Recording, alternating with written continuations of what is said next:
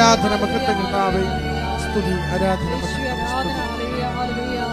വചനത്താൽ ഞങ്ങളെ വിശുദ്ധീകരിക്കണമേ എന്ന് പ്രാർത്ഥിക്കുന്നു. ആത്മാവിൽ വഴി നടത്തണമേ എന്ന് പ്രാർത്ഥിക്കുന്നു. സാക്ഷികളാക്കി മാറ്റണമേ എന്ന്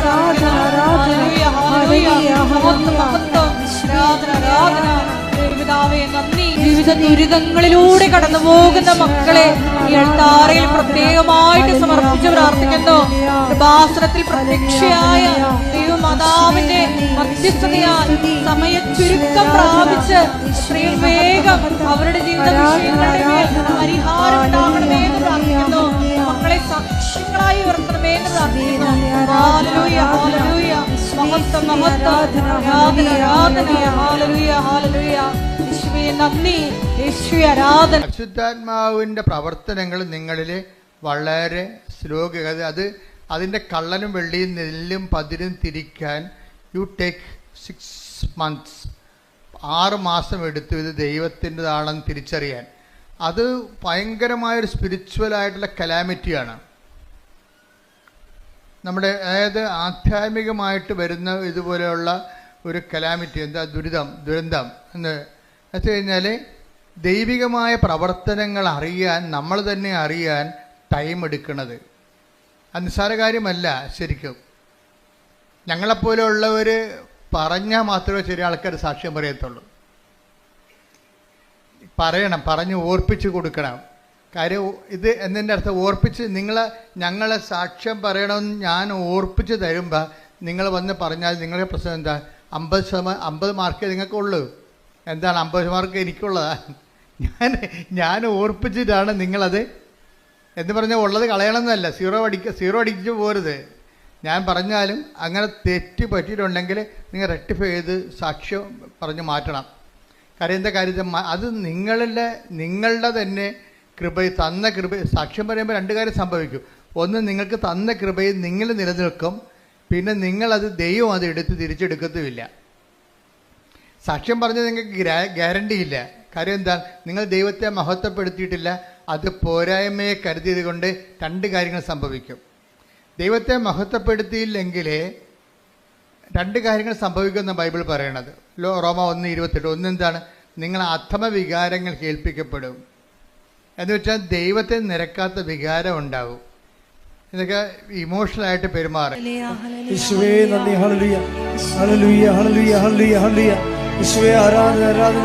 മത്തായി 5:42. ചോദിക്കുന്നവന് കൊടുക്കുക, വായ്പ വാങ്ങാൻ ഇച്ഛിക്കുന്നവനിൽ നിന്ന് ഒഴിഞ്ഞു മാറരുത്. പക്ഷെ എന്റെ പ്രോബ്ലം വെച്ച് കഴിഞ്ഞാൽ ഇത് നമുക്ക് തോന്നുന്നു ഇത് ശരിയല്ലല്ലോ ഈ പറയണത്. ചോദിക്കുന്നതിനൊക്കെ കൊടുക്കാൻ പറ്റുമോ? വായ്പ വാങ്ങാൻ പറയുന്നവർക്ക് ഒഴിഞ്ഞു മാറിയാൽ നമ്മൾക്ക് പിന്നെ അവസാനം നമ്മൾ തന്നെ അടക്കേണ്ടി വരികയില്ലേ? ഇതൊക്കെ ശരിയാ. മാനുഷ്യമായി പറഞ്ഞ ഇതെല്ലാം ശരിയാണ്. സുവിശേഷം മാനുഷ്യമായ നിലപാടിന് എതിരാണ്. എന്താ കാര്യം? സുവിശേഷ നീതി എന്ന് പറയുന്നത് മാനുഷിക നീതി, ലോകരാജ്യത്തിൻ്റെ നീതിയല്ല. ഇതൊരു ഭരണഘടനയിൽ ഇങ്ങനെ നമുക്ക് പറയുന്നത് കുഴപ്പമില്ല. കോടതിയിലൊക്കെ ഇത് വിലപ്പോവും. പക്ഷേ ദൈവത്തിൻ്റെ മുമ്പിൽ വിലപ്പോകത്തില്ല. കാര്യം എന്താണ്? ദൈവത്തിൻ്റെ മുമ്പിൽ വിലപ്പോകുന്നത് ദൈവരാജ്യത്തിൻ്റെ നീതിയാണ്. കർത്താവ് സംസാരിക്കുന്നത് ദൈവരാജ്യത്തിൻ്റെ നീതിയുടെ ലെവലിലാണ് സംസാരിക്കുന്നത്. അതുകൊണ്ടാണ് സുവിശേഷം ചിലർക്ക് മനസ്സിലാകാത്തതിൻ്റെ കാരണം. ദൈവരാജ്യ നീതി അതാണ്. ദൈവരാജ്യം ഭക്ഷണവും പാനീയവും അല്ലെന്ന് പറഞ്ഞിട്ട് എന്താ പറയണത്? നീതിയും സമാധാനം. അത് ദൈവരാജ്യത്ത് എവിടെപ്പോൾ ശ്രുതികട ഹല്ലേലൂയ ഹല്ലേലൂയ ഹല്ലേലൂയ ഹല്ലേലൂയ യേശുവേ യേശുവേ സ്തുതി ഹല്ലേലൂയ ഹല്ലേലൂയ ഹല്ലേലൂയ ഹല്ലേലൂയ. റോമ 14:17. ദൈവരാജ്യം എന്നാൽ ഭക്ഷണവും പാനീയവുമല്ല, പ്രത്യുത നീതിയും സമാധാനവും പരിശുദ്ധാത്മാവിലുള്ള സന്തോഷവുമാണ്. അപ്പൊ ഈ നീതിക്ക് സന്തോഷം നമ്മുടെ ജഡിക സന്തോഷമല്ല. മറിച്ച് എന്താണ്? ഇപ്പം ഒരാൾ ഒരു സംഭവം, നമുക്കൊരു ഉടുപ്പ്, 2 ഉടുപ്പുള്ളവന് ഒന്ന് കൊടുത്തില്ലാത്തതിന് കൊടുത്തു കഴിയുമ്പോൾ നമുക്കൊരു സന്തോഷം ഉണ്ടാവും. 2 സന്തോഷം ഉണ്ടാവും. ഒന്ന്, നമ്മുടെ അലമാരിൽ നിന്ന് സാധനം പോയി കിട്ടിയില്ല എന്ന സന്തോഷമുണ്ട്. കുറേ സാധനം ഇരിക്കുമ്പോഴേ നമ്മൾ അലമാര തുറക്കുമ്പോഴേ ഉടുപ്പിനൊക്കെല്ലാം നമ്മളോട് ബഹുമാനമാണല്ലോ. നമ്മുടെ കാൽച്ചോട്ടി വന്ന് വീഴുമല്ല. അപ്പോൾ വീട്ടുകാർ വിഷം ഉണ്ടാക്കി, ഇത് ആർക്കും കൊടുക്കാൻ പാടില്ലേ എന്ന് വെച്ചാൽ അപ്പോൾ പറഞ്ഞാൽ നമ്മൾ പറയും ഇത് കണ്ടുമുട്ടേണ്ട ആൾക്കാരെ, ഇപ്പം എല്ലാവർക്കും ആവശ്യത്തിന് ഡ്രസ്സാണെന്ന് നമ്മൾ പറയും. എന്നാലും കുറച്ച് കഴിയുമ്പോൾ അലമാര തിങ്ങുമ്പോൾ പറയും ഒരലമാരി മേടിക്കാം. അലമാരി മേടിക്കുമ്പോൾ കാശ് 40,000-40,000 രൂപയാവും, അതിനേക്കാൾ ഉള്ളത് കൊടുത്തു കഴിഞ്ഞാൽ സ്ഥലം ഉണ്ടാക്കിയാൽ മതിയല്ല. ആ ഒരു സന്തോഷം ഉണ്ടാകും കൊടുക്കുമ്പോൾ, അലമാരി കാലിയാകുവാനുള്ള സന്തോഷം. അത് ജഡിക സന്തോഷമാണ്, ദൈവരാജ്യത്തിൻ്റെ അല്ല. പറഞ്ഞ മനസ്സിലായില്ലേ? ദാനം ചെയ്യുമ്പോൾ നമുക്കുണ്ടാകുന്ന സന്തോഷം, ആ സന്തോഷം ജഡിക സന്തോഷം എന്ന് പറയും. അതെന്താണ്? ലോക അരൂപിയാൽ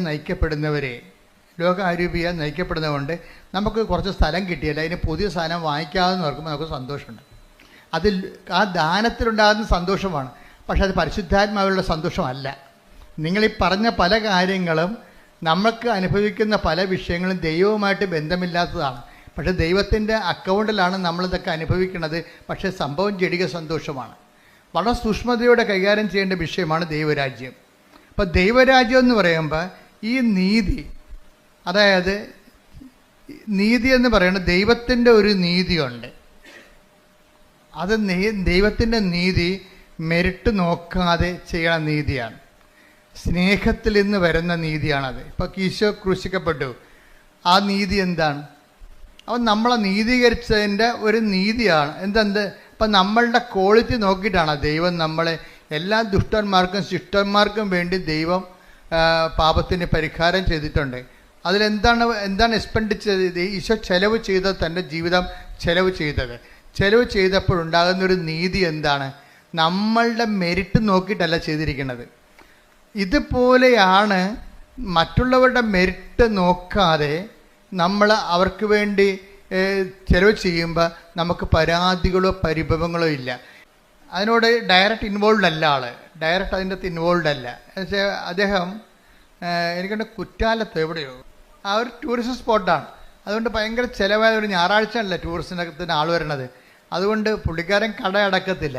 തന്നെയല്ല 5 പള്ളികൾ ഈ സ്ഥലത്തുണ്ട്, പല സ്ഥലത്തായിട്ട് 5 സമയത്ത് കുർബാന ഉണ്ട്.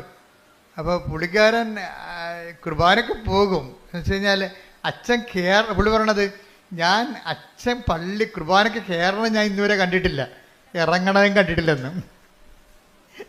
എന്ന് വെച്ച് കഴിഞ്ഞാൽ എനിക്ക് പറഞ്ഞത് ഈ വായനയാകുമ്പോൾ പുള്ളിക്കാരൻ കയറി വരും. അച്ഛൻ കുർബാന സ്വീകരണത്തെ സമയമാകുമ്പോൾ പുള്ളി ഇറങ്ങിപ്പോവും, പ്രസംഗം കഴിയുമ്പോൾ പോവും. അപ്പോൾ വെച്ചാൽ ദൈവത്തിന് എന്തോ ഞാനിവിടെ ഉണ്ട്, ഈ പരിസരത്ത് തന്നെ ഞാനുണ്ട് എന്ന് ദൈവത്തിന് ഒരു അറ്റൻഡൻസ് കൊടുക്കാൻ വേണ്ടി വന്നതാണ്. അങ്ങനെ ഒരു ദാരിദ്ര്യം പിടിച്ചൊരു ആധ്യാത്മിക ജീവിതമാണ്. അറ്റൻഡൻസ് കൊടുക്കാൻ വേണ്ടി വന്നതാണ്. ഞാൻ വിട്ടൊന്നും പോയിട്ടില്ല, ഞാനീ നാട്ടിൽ തന്നെ ഉണ്ട്. ദൈവത്തിനോട് പറയണതാണ്, ഞാൻ വിട്ടൊന്നും പോയിട്ടില്ല, ഞാനീ നാട്ടിൽ തന്നെ ഉണ്ട് എന്ന്. അതിൽ പകുതിയാകുമ്പോൾ കയറി വന്നിട്ട് കാൽഭാഗമാകുമ്പോൾ കയറി വരും, മുക്കാലാകുമ്പോൾ ആൾ തിരിച്ചു പോകും. അപ്പം അങ്ങനെ ഒരു ലൈഫാണ്. അപ്പം അങ്ങനെ ഒരു ലൈഫായപ്പോൾ എന്നാ പറ്റിയെന്ന് വെച്ച് കഴിഞ്ഞാൽ പെട്ടെന്ന് ഇവരുടെ ഉടമ്പടിക്ക് ആശ്രയം കാണാതെ പോയി. അത് പക്ഷേ വല്ലാത്ത ഒരു കാണാതെ പോക്കലായിപ്പോയി. കാര്യം ഉടമ്പടിക്ക് ആശ്രയം പണ്ട് ജെയ്സൻ്റെ വൈഫിനാണ് ഉടമ്പടി എടുത്തിരിക്കുന്നത്. അവരൊരു പൊന്നുപോലെ ഇങ്ങനെ താലി പോലെ ഇങ്ങനെ നെഞ്ചിലിട്ടുകൊണ്ട് നടന്ന സംഭവമാണ്. പക്ഷെ അത് കാണാതെ പോയി. അവർ എറണാകുളത്ത് ഒരു സ്ഥലത്ത് പോയിട്ട് വന്നപ്പോൾ വീട്ടിൽ വന്ന് പിന്നെ ഒരു കടയിൽ പോയി കാപ്പി കുടിച്ചിട്ട് വീട്ടിൽ വന്നപ്പോൾ ഇത് കാണാനില്ല. വൈകുന്നേരം വൈഫാണെങ്കിൽ പ്രാന്ത് പിടിച്ച പോലെ. കാര്യം ഉടമ്പടിക്ക് ആശ്രയം എന്ന് പറഞ്ഞാൽ നിങ്ങൾക്ക് അറിയാമല്ലോ, അതാണ് അതിൻ്റെ ഉടമ്പടി ആധാരമാണത്. പ്രമാണം പോയാൽ തീർച്ചയായിട്ടും ഉടമ്പടി ഞങ്ങളെ സംബന്ധിച്ചിടത്തോളം നേരത്തെ നിങ്ങൾ പറഞ്ഞിട്ടുണ്ട്, it is equal to missing the covenant. പിന്നെ നിങ്ങൾ എന്ത് തലകുത്തി മറിഞ്ഞെന്ന് പറഞ്ഞാലും കൃപാസനം അംഗീകരിക്കത്തില്ല. എന്താ കാര്യം? ഉടമ്പടി പോയെന്ന് പറയും. കാര്യം ഉടമ്പടി ഏറ്റവും പ്രധാനപ്പെട്ട സംഭവം ഉടമ്പടിക്ക് ആശ്രയമാണ്. അപ്പോൾ എൻ്റെ മനസ്സിൽ ഈ പരിശുദ്ധ അമ്മ ആദ്യമേ തന്നത്, ഈ ഉടമ്പടിക്ക് ആശ്രയം മിസ്സായി കഴിഞ്ഞാൽ പിന്നെ ഉണ്ടാകുന്നൊരു വിഷയമെന്ന് പറയണത് ആ ഉടമ്പടി തന്നെ. കാര്യം ഉടമ്പടിക്ക് ആശ്രയം സൂക്ഷിക്കാൻ പറ്റാത്ത ആളിന് ഉടമ്പടി പാലിക്കാൻ പറ്റത്തില്ലെന്നുള്ളതാണ് ഞങ്ങൾക്ക് കിട്ടിയിരിക്കുന്ന റീഡിങ്. എപ്പോഴും ഓർത്തേക്കണം, ഉടമ്പടിക്ക് ആശ്രയം നിങ്ങളുടെ കയ്യിൽ നിന്ന് മിസ്സായാൽ അതിൻ്റെ അർത്ഥം, എനിക്ക് അമ്മ എന്നോട് പറഞ്ഞിരിക്കുന്നത് അവളുടെ ഉടമ്പടിയിലല്ല എന്നാണ് പറഞ്ഞിരിക്കുന്നത്. ഉടമ്പടിയിലാണെങ്കിൽ ഒരിക്കലും മിസ്സാകത്തില്ല. ഞങ്ങൾ അതുകൊണ്ടാണ് ഒരിക്കലും ഉടമ്പടി, പണ്ട് ഞങ്ങൾ ഡ്യൂപ്ലിക്കേറ്റ് കൊടുക്കുമായിരുന്നു, ഇപ്പോൾ ഡ്യൂപ്ലിക്കേറ്റ് കൊടുക്കണില്ല. നിങ്ങൾക്ക് ഇഷ്ടമുണ്ടെങ്കിൽ പൊതുവെ എടുക്കുക, അല്ലെങ്കിൽ ചാപ്റ്റർ ക്ലോസ് ചെയ്യാൻ പറയും, വണ്ടി വിട്ട് പോയിക്കൊള്ളാൻ പറയും. 2 ഓപ്ഷനേ ഉള്ളൂ. ഒന്നെങ്കിൽ ഉടമ്പടി കാശ് നഷ്ടപ്പെട്ടു പോയാൽ നിങ്ങൾക്ക് ഉടമ്പടി ജീവിക്കണമെന്നുണ്ടെങ്കിൽ പുതിയ ഉടമ്പടി എടുക്കണം, അല്ലെങ്കിൽ ഉടമ്പടി എന്നേക്കാൾ ബ്രേക്ക് ചെയ്തിട്ട് ആലപ്പുഴ വിട്ടു പോകാൻ പറയും. പിന്നെ ഈ ജന്മത്ത് ആലപ്പുഴ വരുമെന്ന് പറയും. എന്താ കാര്യം വെച്ച് കഴിഞ്ഞാൽ ഇത് വളരെ സീരിയസ് ആണ്. കാര്യം ഉടമ്പടി ജീവൻ പണയം വെച്ച് ഉടമ്പടി ചെയ്യുന്ന ആൾക്കാരുണ്ട്. അത് ആത്മാർത്ഥമുണ്ടെങ്കിൽ ഉടമ്പടി ചെയ്യണമെങ്കിൽ ഉടമ്പടി കാശ് ഒരിക്കലും മിസ്സാകത്തില്ല. മിസ്സായാൽ മാതാവ് കാണിച്ചു തരും. അതാണ് രസം. ഭർത്താവ് നഷ്ടപ്പെട്ടെന്ന് പറഞ്ഞാലും കാണാനില്ലെന്ന് പറഞ്ഞാലും അച്ഛൻ ആ കേസ് പിടിക്കും. എന്താ കാര്യത്തിൽ എൻ്റെ മനസ്സിൽ പറഞ്ഞാൽ അമ്മയ്ക്കറിയാമല്ലോ, അമ്മയല്ലേ ഏറ്റവും വലിയ സാറ്റലൈറ്റ് ക്യാമറ. അപ്പോൾ ഈ ആളെവിടെ ഉണ്ടെന്ന് അമ്മയ്ക്കറിയാമല്ലോ. അപ്പോൾ ഞാൻ പറയും, ഫസ്റ്റ് ടൈം നിങ്ങൾ മെസ്സേജ് നിങ്ങളെ ഉടമ്പടി പോകും, നിങ്ങൾ സെക്കൻഡ് ടൈമിൽ വരുമ്പോൾ നമുക്ക് മെസ്സേജ് എടുക്കാം, ആളെവിടെ ഉണ്ടെന്ന് പറയാം എന്നൊക്കെ പറയും. എന്താ പ്രശ്നം വെച്ച് കഴിഞ്ഞാൽ ഫസ്റ്റ് ടൈമിൽ മെസ്സേജ് എടുത്തു കഴിഞ്ഞാലും ചില ആൾക്കാർ നന്നാകത്തില്ല. അതെപ്പോഴും നമ്മൾ ശ്രദ്ധിക്കണം. എന്ന് വെച്ച് കഴിഞ്ഞാൽ ഇത് അത്ര വലിയ ആനക്കാര്യമല്ല. പെട്ടെന്ന് കർത്താവിൻ്റെ കുറിച്ച് നമുക്കൊരു, നിങ്ങൾ ദൈവത്തിൻ്റെ ഉള്ളവരാണെങ്കിൽ അങ്ങനെ ഉണ്ട്. ഈ ദൈവത്തിനുള്ളവർ ഞങ്ങളെപ്പോഴും ശ്രമിക്കണം എന്താണെന്നറിയോ, നിങ്ങൾ ക്രിസ്തുവിനുള്ളവരാകാൻ വേണ്ടിയാണ് ഞങ്ങൾ ശ്രമിക്കണത്. 2 തരം മനുഷ്യരുണ്ട്, ക്രിസ്തുവിനുള്ളവരും ഉണ്ട്, ക്രിസ്തുവിനില്ലാത്തവരും ഉണ്ട്. ഈ ഉള്ളവരോടാണ് പെട്ടെന്ന് ഈ ഉടമ്പടിയുടെ ഗുണം. അറ്റാക്ക് ദ വേർഡ്, നിങ്ങൾ ക്രിസ്തുവിനുള്ളവരാണെങ്കിൽ സ്തുതിക്കട്ടെ. ഹല്ലേലൂയ ഹല്ലേലൂയ ഹല്ലേലൂയ ഹല്ലേലൂയ ഹല്ലേലൂയ. യേശുവേ ആരാധന ആരാധന ആരാധന ആരാധന. മർക്കോസ് 9:41. നിങ്ങൾ ക്രിസ്തുവിനുള്ളവരാകയാൽ കേട്ടെ, നിങ്ങൾ ക്രിസ്തുവിനുള്ളവരാകയാൽ അവന്റെ നാമത്തിൽ ആരെങ്കിലും നിങ്ങൾക്ക് ഒരു പാത്രം വെള്ളം കുടിക്കാൻ തന്നാൽ അവന് പ്രതിഫലം ലഭിക്കാതിരിക്കുകയില്ല എന്ന് ഞാൻ നിങ്ങളോട് പറയുന്നു. അപ്പം ഇത് ഞങ്ങളെപ്പോഴും എനിക്കിതിൻ്റെ ഗുഡൻസ് ഏറെക്കുറെ അറിയാവുന്നതുകൊണ്ട് ഞാൻ എപ്പോഴും ഉടമ്പടി ഭയങ്കര കാർക്കശ്യം കാണിക്കും. ഇവിടെയൊക്കെ ഭയങ്കര ബഹളമായിരിക്കും ചില സമയത്ത്. കുമ്പസാരമില്ല, കുർബാനയില്ല, എന്നിട്ട് കാര്യം കാണാൻ വേണ്ടി മാത്രം വയറ്റിപ്പഴപ്പിന് വേണ്ടി ദൈവത്തിനെ ദുർവിനിയോഗിക്കാൻ വരും. അതൊക്കെ ഭയങ്കര പടയിരിക്കും. പട കഴിഞ്ഞിട്ട് ഞാൻ പോകും. ഞാൻ പിന്നെ അടുത്ത കാര്യം ഈ അടുത്ത ആളിനെ അത് ബാധിക്കരുതില്ല. അതുകൊണ്ട് ഞാൻ ഇന്ന് പോയി വരുന്ന പ്രാർത്ഥിച്ചിട്ട് തിരിച്ചു വരും. കാര്യം ഈ സ്ഥാനത്തോട്ട് നമുക്കൊന്നും നടക്കത്തില്ല. കാര്യം അവർ ദൈവത്തെ ദുർവിനിയോഗിക്കാൻ വേണ്ടി ഭൗതികമായ ആനുകൂല്യങ്ങൾക്ക് വേണ്ടി മാത്രം തന്നെയാണ്. അവർക്ക് ദൈവത്തെ വേണ്ട, ദൈവത്തിൻ്റെ ആനുകൂല്യങ്ങൾ മാത്രം മതി. അപ്പം അങ്ങനെ ഒരു വർഗമുണ്ട്. ദൈവത്തെ അവർക്ക് വേണ്ട, പിന്നെ എന്ത് വേണം? ദൈവത്തിൻ്റെ ആനുകൂല്യം വേണം. അതാണ് വിഷയം. അവന് ഒരിക്കൽ ക്രിസ്തീയ വിശ്വാസം ഉപേക്ഷിച്ചവരൊന്നും ഞാൻ മോണിറ്റർ ചെയ്യത്തില്ല. കാര്യം ക്രിസ്തീയ വിശ്വാസം കർത്താവ് വിശുദ്ധമായ രക്തത്താൽ അവൻ്റെ രക്തം കൊടുത്ത് വീണ്ടെടുത്തിട്ട് ദൈവം സൗജന്യ ദാനമായിട്ട് നൽകിയതാണത്. ആരെങ്കിലും കണ്ണി കാണുന്നതിനെ കണ്ടപ്പോൾ തന്നെ ഈ വിശ്വാസം നഷ്ടപ്പെടുത്തിക്കൊണ്ട് അവൻ്റെ പുറകെ പോയിട്ട് നാളെ ഇവിടെ വന്ന് സാക്ഷ്യം പറയാൻ പറഞ്ഞാൽ ഐ വിൽ നോട്ട് അലവ്. എന്താ അലവ്? അക്രൈസ്തവർ വരുമ്പോൾ ഞാൻ അക്സെപ്റ്റ് ചെയ്യും. പക്ഷേ വിശ്വാസം കിട്ടിയവൻ ഒരിക്കൽ ആ വിശ്വാസം ഏതെങ്കിലും മാംസളമായ കാര്യം കുറച്ചുകൂടി കൊള്ളാവുന്നൊരു മാംസത്തെ കണ്ടപ്പോൾ, കുറച്ച് കൊള്ളാവുന്ന ജോലിയുള്ളവനെ കണ്ടപ്പോൾ ക്രിസ്തീയ വിശ്വാസം നഷ്ടപ്പെടുത്തിയിട്ടുള്ള ആൾക്കാരുണ്ട്. അവരെ സംബന്ധിച്ചിടത്തോളം അടുത്തറയ്ക്കാൻ സമ്മതിക്കത്തില്ല. എന്താ കാര്യം? അവർക്ക് അനുതാപം ഉണ്ടാകണം. വേറെ ഒരു വഴി അവിടെ മുമ്പിലില്ല.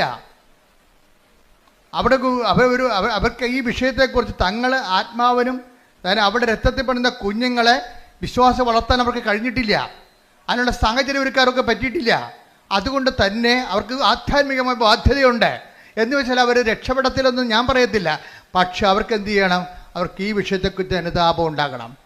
കാര്യം ഞാൻ ഒരിക്കൽ പ്രകാശം ലഭിച്ച ആളാണ്. ഞാൻ ഒരിക്കൽ പ്രകാശം ലഭിച്ച ഒരാളാണ്. ആ പ്രകാശത്തെ ഞാൻ നഷ്ടപ്പെടുത്തി. എന്താണ്? ഒരു ലൈൻ അടിച്ച് ലവ് അടിച്ച് അവരെ കണ്ടപ്പോൾ കർത്താവിനെ അവൻ മറന്നു. അപ്പോൾ നിങ്ങൾ പറയും, ഞാൻ കർത്താവിനൊന്നും മറന്നിട്ടില്ല, ഞാൻ ഇപ്പോഴും പ്രാർത്ഥിക്കുന്നുണ്ട്. നിങ്ങളറിയാമല്ലോ, നിങ്ങളുടെ രക്തത്തിൽ പെടുന്ന കുഞ്ഞിനെ, വിവാഹത്തിലുണ്ടാകുന്ന കുഞ്ഞുങ്ങളെ പുണ്യപൂർണ്ണം വളർത്താൻ വേണ്ടിയാണ് വിവാഹം സഭയിൽ സ്ഥാപിച്ചിരിക്കുന്നത്. നിങ്ങളുടെ കുഞ്ഞുങ്ങളെ വിശ്വാസത്തെ വളർത്താൻ പറ്റാത്തൊരു സാഹചര്യമാണ് മുന്നിൽ കണ്ടതെന്നുണ്ടെങ്കിൽ നിങ്ങൾക്ക് തീരുമാനം എടുക്കണം. ഒന്നുകിൽ നിത്യത അല്ലെങ്കിൽ അനുദിന ജീവിതം. നിങ്ങൾ അനുദിന ജീവിതത്തിന് നിത്യതയ്ക്കുള്ള പ്രാധാന്യം കൊടുത്തിട്ടുണ്ടെങ്കിൽ പിന്നെ യേശുക്രിസ്തു മുമ്പിൽ വരാൻ നിങ്ങൾക്ക് എന്താണ് കാരുണ്യം? പിന്നെ വയറ്റിപ്പഴപ്പിനോ? അത് നിങ്ങൾ വാങ്ങിച്ചുകൊണ്ട് പോയിക്കോളൂ. അതുകൊണ്ട് ഐ വിൽ നോട്ട് അലവ്. അത് എപ്പോഴും ശ്രദ്ധിക്കണം. നിങ്ങൾക്ക് ജീവിതകാലം മുഴുവൻ ഈ വിഷയത്തെക്കുറിച്ച് കർത്താവ് നൽകിയ ചൈതന്യം, കർത്താവ് നൽകിയിട്ടുള്ള വിശ്വാസം പാരമ്പര്യമായിട്ട് കിട്ടിയാലും ദൈവത്തിൻ്റെ അനന്തമായ കാരുണ്യം കൊണ്ടല്ല കിട്ടിയത്. അപ്പോൾ കുറച്ചുകൂടി അതിനോട് നമ്മൾ കഷ്ടപ്പെട്ടിട്ടല്ല, നമുക്ക് സൗജന്യമായിട്ട് ദൈവം ദാനം തന്നിട്ടുണ്ടെങ്കിൽ, ക്രൈസ്തവ മാതാപിതാക്കന്മാരെന്ന നിലയിൽ അവരിൽ നിന്ന് നമ്മൾ ജനിച്ചത് കൊണ്ടാണ് നമുക്ക് വിശ്വാസം കിട്ടിയിട്ടുണ്ടെങ്കിൽ, ആ വിശ്വാസത്തിന് നമ്മൾ കഷ്ടപ്പെട്ട് നേടിച്ച വിശ്വാസത്തെക്കാൾ വിലയുള്ളതാണ്. എന്താ കാരണം? ദൈവം അത് നമുക്ക് സൗജന്യ ദാനമായി തന്നിട്ടുണ്ടെങ്കിൽ ആ സൗജന്യ ദാനത്തിന് ദൈവത്തിൻ്റെ 100% ദൈവത്തിൻ്റെ കൃപയാണ്. എൻ്റെ വിശ്വാസം ഒന്ന് മനസ്സിലാക്കിയാൽ ആ വിശ്വാസത്തിന് മാനിച്ചുകൊണ്ട് ജീവിക്കാൻ ഞാൻ ബാധ്യതയുള്ളവനാണ്. അഥവാ എനിക്കത് ബാധ്യതയില്ല എങ്കിൽ, ഞാൻ ഇട്ടെറിഞ്ഞ് പോയിട്ടുണ്ടെങ്കിൽ, നിങ്ങൾ എറിഞ്ഞു കളഞ്ഞിരിക്കണം നിങ്ങളുടെ നിത്യതയും നിങ്ങളുടെ ആത്മാവിനുമാണെന്നുള്ള ബോധ്യം ഉണ്ടാകണം. അതേക്കുറിച്ച് നിങ്ങൾ അനുതപിക്കണം. ശ്രദ്ധിക്കട്ടെ. ഹല്ലേലൂയ, ഹല്ലേലൂയ, ഹല്ലേലൂയ, ഹല്ലേലൂയ, ഹല്ലേലൂയ. അങ്ങനെയുള്ള ചുറ്റുപാട് ജീവിക്കുന്നവർക്ക് സാക്ഷ്യം, അങ്ങനെയുള്ള ചുറ്റുപാട് ജീവിക്കുന്നവർക്ക് ഉടമ്പടി എടുക്കാം. കാര്യം ഉടമ്പടിയിൽ അനുതാപത്തിൻ്റെ കണ്ടന്റ് ഉണ്ട്. അതുകൊണ്ടാണ് അങ്ങനെയുള്ള ചുറ്റുപാട് ജീവിക്കുന്നവർക്ക് ഉടമ്പടി എടുക്കാൻ ഞാൻ അനുവദിച്ചിട്ടുണ്ട്. എന്താ കാര്യം? ഉടമ്പടിയിൽ അനുതാപത്തിൻ്റെ കണ്ടന്റ് ഉള്ളതാണ്. അപ്പോൾ അനുതാപത്തിലേക്ക് വരാൻ ദൈവത്തോട് ചെയ്തിരിക്കുന്ന ഒരു സാഹചര്യത്തിൽ, പ്രത്യേക സാഹചര്യത്തിൽ സമ്മതത്തിന് വിധേയമായിട്ട് നിൻ്റെ അജ്ഞതയുടെ കാലഘട്ടത്തെ ദൈവത്തെക്കുറിച്ച് അറിയാമായിരുന്നിട്ടും അറിയാമെന്ന സാഹചര്യം ഉണ്ടായിട്ടും, ചില ആൾക്കാർക്ക് അറിയേണ്ടത് അറിയുന്നില്ല എന്ന് അറിഞ്ഞിരിക്കുന്നവനെന്ന് പറയുന്നവൻ അറിയേണ്ടത് അറിഞ്ഞിട്ടില്ല. നമ്മൾ നേരത്തെ വായിച്ചതുപോലെ അജ്ഞതയുടെ ഒരു കാലഘട്ടം ഉണ്ടാകും. പക്ഷേ അജ്ഞതയുടെ കാലഘട്ടത്തെ ദൈവം കണക്കിലെടുക്കാതിരിക്കണമെന്നുണ്ടെങ്കിൽ നമുക്ക് അതിന് ആനുപാതികമായിട്ട് അനുതാപം ഉണ്ടാകണം. അജ്ഞതയുടെ കാലഘട്ടം. അപ്പോസ്തല പ്രവർത്തനങ്ങൾ 17:30. അപ്പോസ്തല പ്രവർത്തനം 17:30. അജ്ഞതയുടെ കാലഘട്ടങ്ങളെ അജ്ഞതയുടെ കാലഘട്ടങ്ങളെ ദൈവം കണക്കിലെടുത്തില്ല. എന്നാൽ ഇപ്പോൾ എല്ലായിടത്തുമുള്ള സകല ജനങ്ങളും പശ്ചാത്തപിക്കണമെന്ന് അവിടുന്ന് ആജ്ഞാപിക്കുന്നു. ആഗ്രഹിക്കണമല്ല, ആജ്ഞാപനമാണ്. മനസ്സിലായില്ലേ?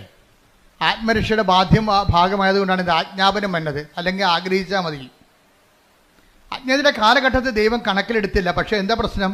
ഇപ്പോഴാകട്ടെ എല്ലായിടത്തുമുള്ള എല്ലാവരുമാണ്. ആർക്കും ഒഴിവൊഴിവില്ല. എല്ലായിടത്തുമുള്ള എല്ലാവരും അനുതപിക്കണമെന്ന് അവിടുന്ന് ആജ്ഞാപിക്കുന്നു. നിന്റെ ഒരു ദുരന്തം ദൈവത്തിൻ്റെ ആജ്ഞാപനമായിട്ട് നീ തിരിച്ചറിയണം. ഇപ്പം കാശുരം കളഞ്ഞു പോയതൊരു ദുരന്തമാണ്. ആ ദൈവത്തിൻ്റെ ആജ്ഞാപനമായിട്ട് അയാൾ തിരിച്ചറിയണം. എന്താ കാര്യം? കാശുരുവൻ കളഞ്ഞു പോയ ഉടനെ ആ വൈഫ് അത് ശരിക്കും പറഞ്ഞാൽ അതിനു വേണ്ടി അവർ കാപ്പ കുടിച്ച കടയിൽ പോയി. പിന്നെ തലേ ദിവസം സുഭാഷ് പാർക്കിൽ പോയായിരുന്നു. വെളുപ്പിനെ വന്നിട്ട് സുഭാഷ് പാർക്ക് തുറപ്പിച്ച് അതിൻ്റെ അകത്ത് അവരിരുന്ന സ്ഥലത്ത് പോയി നോക്കി, അവിടെ കണ്ടില്ല. കുറേ കഷ്ടപ്പെട്ട് അവസാനം ഇവിടെ വന്ന് അന്നത്തെ കാലത്ത് ഡ്യൂപ്ലിക്കേറ്റ് വാങ്ങിച്ചുകൊണ്ട് പോയി. ഇന്ന് ഡ്യൂപ്ലിക്കേറ്റ് പോലും ഇല്ലെന്ന് ഓർത്തേക്കണം കേട്ടോ. അങ്ങനെ സംഭവമേ ഇല്ല ഇപ്പം. പക്ഷേ എന്ത് പറ്റി? ഡ്യൂപ്ലിക്കേറ്റ് വാങ്ങിച്ചുകൊണ്ട് പോയിട്ടും പെട്ടെന്ന് കാര്യങ്ങൾ സംഭവിച്ചു. എന്താണ്? അവർക്ക് അവരുടെ പ്രോസസ്സായിട്ടിരിക്കുകയായിരുന്നാണ്. അവരുടെ വിസ പ്രോസസ്സായിട്ടിരിക്കുകയായിരുന്നു. അത് മൊത്തം അടലപടലാടെ ഇങ്ങനെ പൊളിഞ്ഞു വീണ് എല്ലാം ക്യാൻസലായി. പിറ്റേ ദിവസം അവരയച്ച പത്രം, പിറ്റേ ആഴ്ചയിൽ അവരയച്ച മുഴുവൻ അപേക്ഷ റിജക്റ്റ് ചെയ്ത് അതുപോലെ തന്നെ കൊറിയറിൽ തിരിച്ചു വന്നു. ഇയാൾ ആശ്രയം വെച്ചുള്ള കടകളിൽ കച്ചവടം കുറഞ്ഞു. നോക്കിയാൽ എല്ലാം, അതായത് നമ്മൾക്ക് വരാൻ പോകുന്ന ദുരന്തമാണ്. അജ്ഞതയുടെ കാലഘട്ടത്തിൽ ദൈവം കണക്കിലെടുത്തില്ല. എന്നാൽ ഇപ്പോൾ എല്ലായിടത്തുമുള്ള എല്ലാവരും അനുതപിക്കണമെന്ന്. ഒരു ദുരന്തം വരുമ്പോൾ അനുതാപമാണ് ഉദ്ദേശിക്കുന്നത്. ദുരന്തം വെച്ചാൽ എല്ലാ ചെറിയ ഒരു വിശപ്പ് പോലും ഒരു ദുരന്തമാണ്. ഒരു രോഗം പോലും ഒരു ദുരന്തമാണ്. അതുകൊണ്ടല്ലേ 13:4 വായിച്ചോളൂ ലൂക്കായുടെ സുവിശേഷം. ശ്രദ്ധിക്കട്ടെ. ഹല്ലേലൂയ, ഹല്ലേലൂയ, ഹല്ലേലൂയ. സീലോഹായിലെ ഗോപുരം ഇടിഞ്ഞു വീണ്. ദുരന്തം പിന്നെ കണ്ട 13:4 എന്താ പറയണത്? ഏറ്റു പറഞ്ഞ സിലോഹായിലെ ഗോപുരം ഇടിഞ്ഞു വീണ് കൊല്ലപ്പെട്ട ആ 18 പേർ അന്ന് ജെറുസലേമിൽ വസിച്ചിരുന്ന എല്ലാവരെയും കുറ്റക്കാരായിരുന്നു എന്ന് നിങ്ങൾ വിചാരിക്കുന്നുണ്ടോ? അല്ല എന്ന് ഞാൻ പറയുന്നു. പശ്ചാത്തപിക്കുന്നില്ലെങ്കിൽ നിങ്ങൾ എല്ലാവരും അതുപോലെ നശിക്കും. ദുരന്തത്തിന്റെ ഉദ്ദേശം എന്താണ്? പശ്ചാത്താപമാണ്. സിമ്പിളല്ലേ? ക്രിസ്തുവിന്റെ കാലത്ത് സംഭവിച്ച ഒരു വർത്തമാനകാല ന്യൂസാണത്. വർത്തമാനം. അന്ന് സിലോഹയിലെ ഗോപുരം വീണ് കുറച്ച് പേര് മരിച്ചു. ആ വാർത്ത കർത്താവിനോട് പറഞ്ഞപ്പോൾ കർത്താവ് എന്താ പറഞ്ഞത്? അവരെല്ലാവരെക്കാൾ പാപികളാണെന്ന് ഞാൻ കരുതണില്ല. പക്ഷെ പശ്ചാത്താപിച്ചില്ലെങ്കിൽ നിങ്ങളുടെ അവസ്ഥയും ഈ ദുരന്തം ക്ഷണിച്ചു വരുത്തിയിരിക്കും ചെയ്യണമെന്ന്.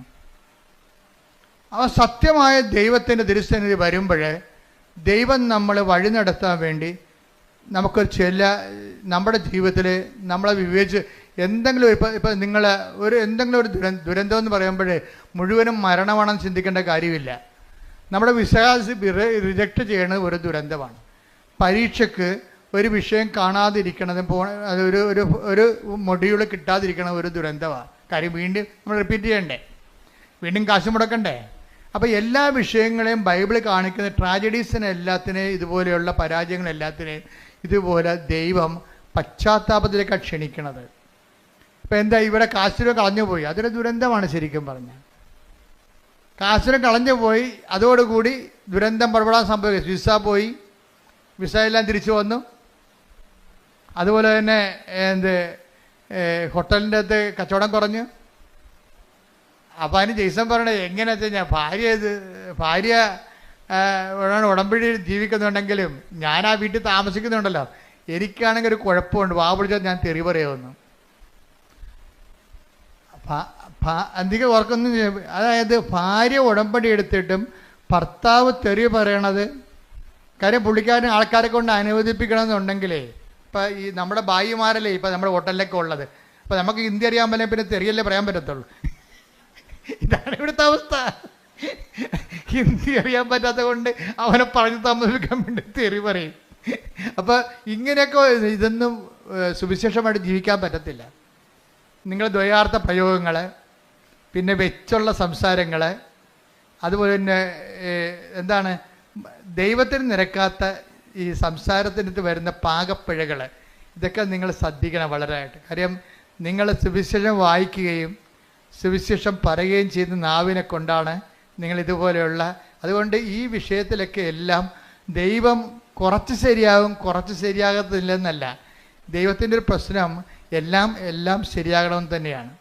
അപ്പം അതുകൊണ്ട് പ്രാർത്ഥിക്കുക, കർത്താവായ ദൈവമേ, ഉടമ്പടി ഒരു ജീവിതക്രമം എന്ന നിലയിലെ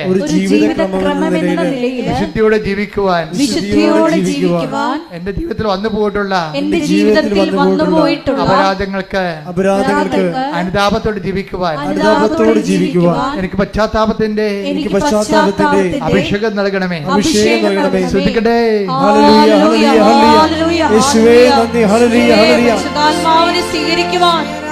ആഴമായ അനുതാപം നൽകണമേ. എന്തുകൊണ്ടാണ് അനുതാപം താമസിക്കാൻ കാരണം? എന്താണ് അനുതാപം താമസിക്കാൻ കാരണം? ദൈവത്തെക്കുറിച്ചുള്ള അംബിഗ്വസ് ആയിട്ടുള്ള, അതായത് എന്താണ് അംബിഗ്വസ് എന്ന് വെച്ചാൽ വ്യക്തതയില്ലാത്ത, രണ്ട് ഭാഗവും ശരി, അതും ശരി ഇതും ശരി എന്നൊക്കെ പറയത്തില്ലേ. ദൈവത്തെക്കുറിച്ചുള്ള ക്ലാരിറ്റി ഇല്ലെങ്കിൽ അനുതാപം താമസിക്കും. ഇപ്പം ദൈവവിശ്വാസം എന്ന് പറയണതേ ഭയങ്കരമായ ഒരു കൃപയാണ് ശരിക്കും പറഞ്ഞാൽ. എനിക്ക് തോന്നുന്നത് ദൈവത്തെ വിശ്വസിക്കുകയല്ല, വിശ്വസിക്കുന്ന വിഷയത്തെക്കുറിച്ച് ക്ലാരിറ്റിയാണ് ആവശ്യമുണ്ടാകുക. വിശ്വാസത്തിനേക്കാൾ പ്രധാനപ്പെട്ടതാണ് വിശ്വസിക്കുന്ന വിഷയത്തെക്കുറിച്ചുള്ള വ്യക്തത. വ്യക്തതയില്ലെങ്കിൽ വേദോപദേശങ്ങൾ നൽകും. വിശ്വാസത്തെക്കുറിച്ചോ ദൈവത്തെക്കുറിച്ചോ ഇപ്പം ഞാൻ എന്തുകൊണ്ടാണ് നിങ്ങളോട് ഇത്രയും ക്ലിയർ കട്ടായിട്ട് പറയണത്? ഞാൻ അമ്മയെ നേരിട്ട് കണ്ടതുകൊണ്ടാണ്. അമ്മയെ നേരിട്ട് കണ്ടിട്ടുള്ള അതിന് ശേഷമുള്ള എൻ്റെ നിലപാടുകളും അമ്മയെ കാണുന്നുമുള്ള നിലപാടുകൾക്കും വ്യത്യാസമുണ്ട്. നേരത്തെ കാണുന്നതിന് മുമ്പ് ആൾക്കാരെ കോംപ്രമൈസ് ചെയ്താണ് ഞാൻ സംസാരിച്ചുകൊണ്ടിരുന്നത്. അതിനെക്കുറിച്ച് ഇരിക്കുന്ന പശ്ചാത്താപമുണ്ട്. അതായത് ദൈവത്തെക്കുറിച്ച് വ്യക്തതയില്ലെന്നുണ്ടെങ്കിൽ ആൾക്കാർ ഒത്തുതീർപ്പിന് വിധേയമാകും. അതും ശരി, ആ മതവും ശരി, ഈ മതവും ശരി, അവർ കാണിക്കണത് ശരി, ഇവർ കാണിക്കണത് ശരി. ആൾക്കാർക്ക് ദൈവത്തെക്കാൾ പ്രാധാന്യം കൊടുക്കും. മാധ്യമങ്ങളിലൂടെയൊക്കെ എന്തുമാത്രം പ്ലീസിങ് ആയിട്ടുള്ള കാര്യങ്ങളാണ് മാധ്യമം പ്രാധാന്യം കൊടുക്കുന്നത്. അതിനുവേണ്ടി ഞാൻ ദൈവത്തെ പോലും വിറ്റിട്ട് ജനങ്ങളുടെ കൂടെ കൂടും. ഇത് ദൈവത്തെക്കുറിച്ച് വ്യക്തതയില്ലാത്തതിൻ്റെ ലക്ഷണമാണിത്. അത് സഭയുടെ ഉന്നത ശ്രേണിയിൽ ഇരിക്കുന്നവർക്ക് പോലും ഈ അസുഖം വരാൻ സാധ്യതയുണ്ട്. എന്താ കാര്യം? എപ്പോഴും മീഡിയാസിനെ ഇങ്ങനെ കണ്ടുകൊണ്ടിരിക്കുമ്പോൾ ആൾക്കാർക്ക് അപ്പീലിംഗ് ആയിട്ടുള്ള കാര്യങ്ങൾ പറയാൻ വേണ്ടി ബാധ്യസ്ഥമായി പെടുമ്പോൾ ദൈവത്തെ നമ്മൾ തള്ളി മാറ്റിയിട്ട് ജനങ്ങളുടെ കൂടെ കൂടും. ഇതെല്ലാം പറ്റും. വിശ്വാസത്തിൽ ഡൈലൂഷൻ ആകുകയും ചെയ്യും, വ്യക്തത കുറഞ്ഞു പോവുകയും ചെയ്യും, അനുതാപം താമസിക്കുകയും ചെയ്യും. പ്രാർത്ഥിക്കുക. കർത്താവായ ദൈവമേ, വിശ്വാസത്തിൽ വ്യക്തത വരികയും അനുതാപത്തിലെ കൃത്യത ഉണ്ടാകുവാൻ എന്നെ സഹായിക്കണമേ, എന്നെ അനുഗ്രഹിക്കണമേ. ശ്രുതിക്കട്ടെ.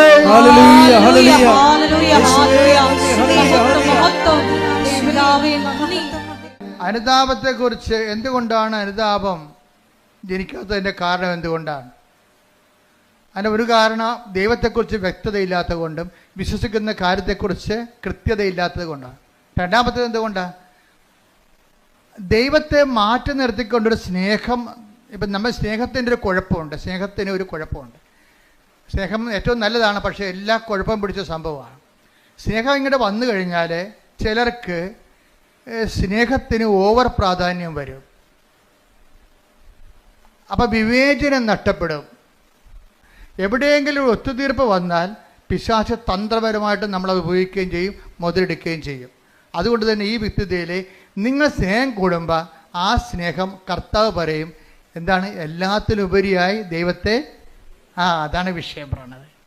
അതുകൊണ്ട് കൽപ്പന വെച്ച് സെസ് ചെയ്യണതിൻ്റെ കാരണം അതാണ്. എന്നെക്കാൾ ഉപരി സ്വന്തം ഭാര്യയെ സ്നേഹിക്കുന്നവൻ ഐ ഡോണ്ട് വാണ്ട്. എന്തുകൊണ്ട്? ഈശോയ്ക്ക് ആ വിഷയത്തിൽ കൃത്യതയുണ്ട്. കർത്താവ് അങ്ങനെ പറയാമോ? ഈശോയെ, നീ തന്നെയല്ലേ പറഞ്ഞത് ഒരു ശരീരമാണെന്ന്. ഒരു ശരീരമാണെന്ന് നീയല്ലേ തന്നെ പറഞ്ഞതേ. എന്നിട്ട് ഇപ്പം എന്താ പറയണത്? എന്നേക്കാൾ ഉപരി ഈ ഒരു ശരീരത്തിൻ്റെ പേരിൽ സ്നേഹിക്കാൻ പോയാൽ ദൈവത്തെ മാറ്റി നിർത്തിക്കൊണ്ട് വൈഫിനെയോ ഭർത്താവിനെ സ്നേഹിച്ച ഐ ഡോണ്ട് വാണ്ട് എന്ന് വെച്ച് കഴിഞ്ഞാൽ എന്താ കർത്താവ്? ദൈവത്തിന് ഒന്നാം സ്ഥാനം കൊടുക്കുന്നില്ലെങ്കിൽ നിൻ്റെ സ്നേഹങ്ങളെല്ലാം ശരിക്കും ചോദ്യചിഹ്നമായിട്ട് മാറും. നിസ്സാര കാര്യമല്ല ഇത്. എന്നേക്കാൾ അധികം പിതാവിനെയോ മാതാവിനെയോ സ്നേഹിക്കുന്നവൻ എനിക്ക് യോഗ്യനല്ല. എന്നേക്കാൾ അധികം പുത്രനെയോ പുത്രിയെയോ സ്നേഹിക്കുന്നവനും എനിക്ക് യോഗ്യനല്ല. അപ്പൊ എന്താ പ്രശ്നം വെച്ച് കഴിഞ്ഞാല്, നമ്മളെ ചിലര് കുഞ്ഞുങ്ങളുടെ സ്നേഹം കാരണം ഒന്നും മിണ്ടത്തില്ല. ചില കുഞ്ഞുങ്ങളോട് ചില അമിത, 2 കുഞ്ഞുങ്ങളുടെ കാരണം അമ്മമാർക്ക് ഭയങ്കര, 2 കുഞ്ഞുങ്ങളായതാണ് ഏറ്റവും കൂടുതൽ കുഴപ്പമായിരിക്കണം. മുഴുവനും 2 കുഞ്ഞുങ്ങളായത് കാരണം കുഞ്ഞുങ്ങളെ വെറുപ്പിക്കാതിരിക്കണം. അവൻ പള്ളിയിൽ പോകണില്ല, ഞായറാഴ്ച കിടന്ന് ഉറക്കമാണെങ്കിലും കിടക്കട്ടെ, ഇന്നലെ കുറേ പഠിച്ച് കാണും, പോരെ. ഈ വിശ്വാസം നിലത്തിലടിക്കണം പിടിച്ച്. എന്താ കാര്യത്തിൽ അവൾക്ക് ദൈവം നൽകിയ കുഞ്ഞ്, ഈ കുഞ്ഞ് പുറത്തോണ്ട് വരുമ്പോൾ മാത്രമേ നമുക്കറിയാൻ പറ്റത്തില്ല കണ്ണുണ്ട, കൈയുണ്ട്, എപ്പിലെപ്സിയാണ്, ഓട്ടിസം ആണെന്ന് അറിയാൻ പാടില്ല. ദൈവം നല്ല കുഞ്ഞിനെ തന്നപ്പോഴേ ആ ദൈവത്തിനാണ് കുഞ്ഞിനേക്കാൾ കൂടെ സ്നേഹിക്കേണ്ടത്. ഇതിന് ഓട്ടിസം ആണെങ്കിൽ നീ എന്ത് ചെയ്തേനെ? ഇവിടെ കണ്ടിട്ടില്ലേ, നിങ്ങൾ കണ്ടിട്ടില്ലേ? കരഞ്ഞ് വിളിച്ച്. എനിക്ക് അവരോട് കാണുമ്പോൾ സങ്കടം തോന്നും. എന്ന് വെച്ച് കഴിഞ്ഞാൽ എനിക്ക് അരമണിക്കൂർ സഹിക്കാൻ പറ്റില്ല കുഞ്ഞു കിടന്ന് ബഹളം ഉണ്ടാക്കുന്നത്. ഇവിടെയുള്ള എല്ലാ രോഗികളെയും അവർ ഡിസ്റ്റർബ് ചെയ്യും. അപ്പം ഞാൻ ഓർക്കും, ദൈവം ഈ തള്ള ഈ കുഞ്ഞിനെയും കൊണ്ട് ജന്മം മുഴുവനും കൊണ്ടു നടക്കണമല്ല. എൻ്റെ ദൈവവേദലേ, നിനക്കൊരു കുഞ്ഞിനെ ഉണ്ടെങ്കിൽ അതിന് ഓട്ടിസം ഇല്ലാതെ, ഹൈപ്പർ ആക്ടിവിറ്റി ഇല്ലാതെ ഒരു കുഞ്ഞിനെ നീ പ്രസവിച്ച് വളർത്തുന്നുണ്ടെങ്കിലേ ആ കുഞ്ഞിനേക്കാൾ കൂടി നീ ദൈവത്തെ സ്നേഹിച്ചില്ലെങ്കിൽ അത് പ്രമാണത്തിനെതിരായിട്ട് വരും. എന്താ കാര്യം? നീ നിൻ്റെ കുഞ്ഞിനേക്കാൾ ഉപരി, ദൈവത്തെക്കാൾ ഉപരി നിൻ്റെ കുഞ്ഞിനെ സ്നേഹിക്കുന്നു. അവന് വേദപാഠം നോക്കണില്ല, അവൻ്റെ പ്രാർത്ഥനാ ജീവിതം നോക്കണില്ല, അതുപോലെ തന്നെ അവൻ്റെ അവൻ്റെ കുർബാന കടം നോക്കണില്ല. അപ്പം നിങ്ങളവർക്ക് ഇതൊക്കെ ഇപ്പോഴും നമ്മൾ ചോദിക്കും, ഇപ്പോഴെന്ത് ജാതിയും മതവും? ജാതിയും മതം ഇപ്പം ഒന്നുമില്ല. ജാതിയും മതമായാലും എല്ലാം നിങ്ങൾക്ക് പണിയായിരിക്കും. ദൈവത്തിൽ നിരക്കാത്തൊരു ജാതി കൊണ്ടുവന്ന കാര്യമില്ല. പക്ഷെ അതല്ല പ്രശ്നം. നിൻ്റെ ആത്മാവിനെ, ഈശോ എന്താ പറഞ്ഞത്? നിങ്ങൾ ലോകം മുഴുവൻ നേടും, അമേരിക്കയിലും പോകും, അതുപോലെ തന്നെ നിങ്ങൾ PhD എടുക്കും, നിങ്ങൾ പറയുന്ന കേംബ്രിഡ്ജിൽ നിങ്ങൾ പ്രൊഫസറുമാകും. ലോകം മുഴുവനും നേടിയാലും നിന്റെ ആത്മാവ് നഷ്ടപ്പെട്ടാൽ എന്ത് പ്രയോജനം? Take the bread of God. ശ്രദ്ധിക്കട്ടെ.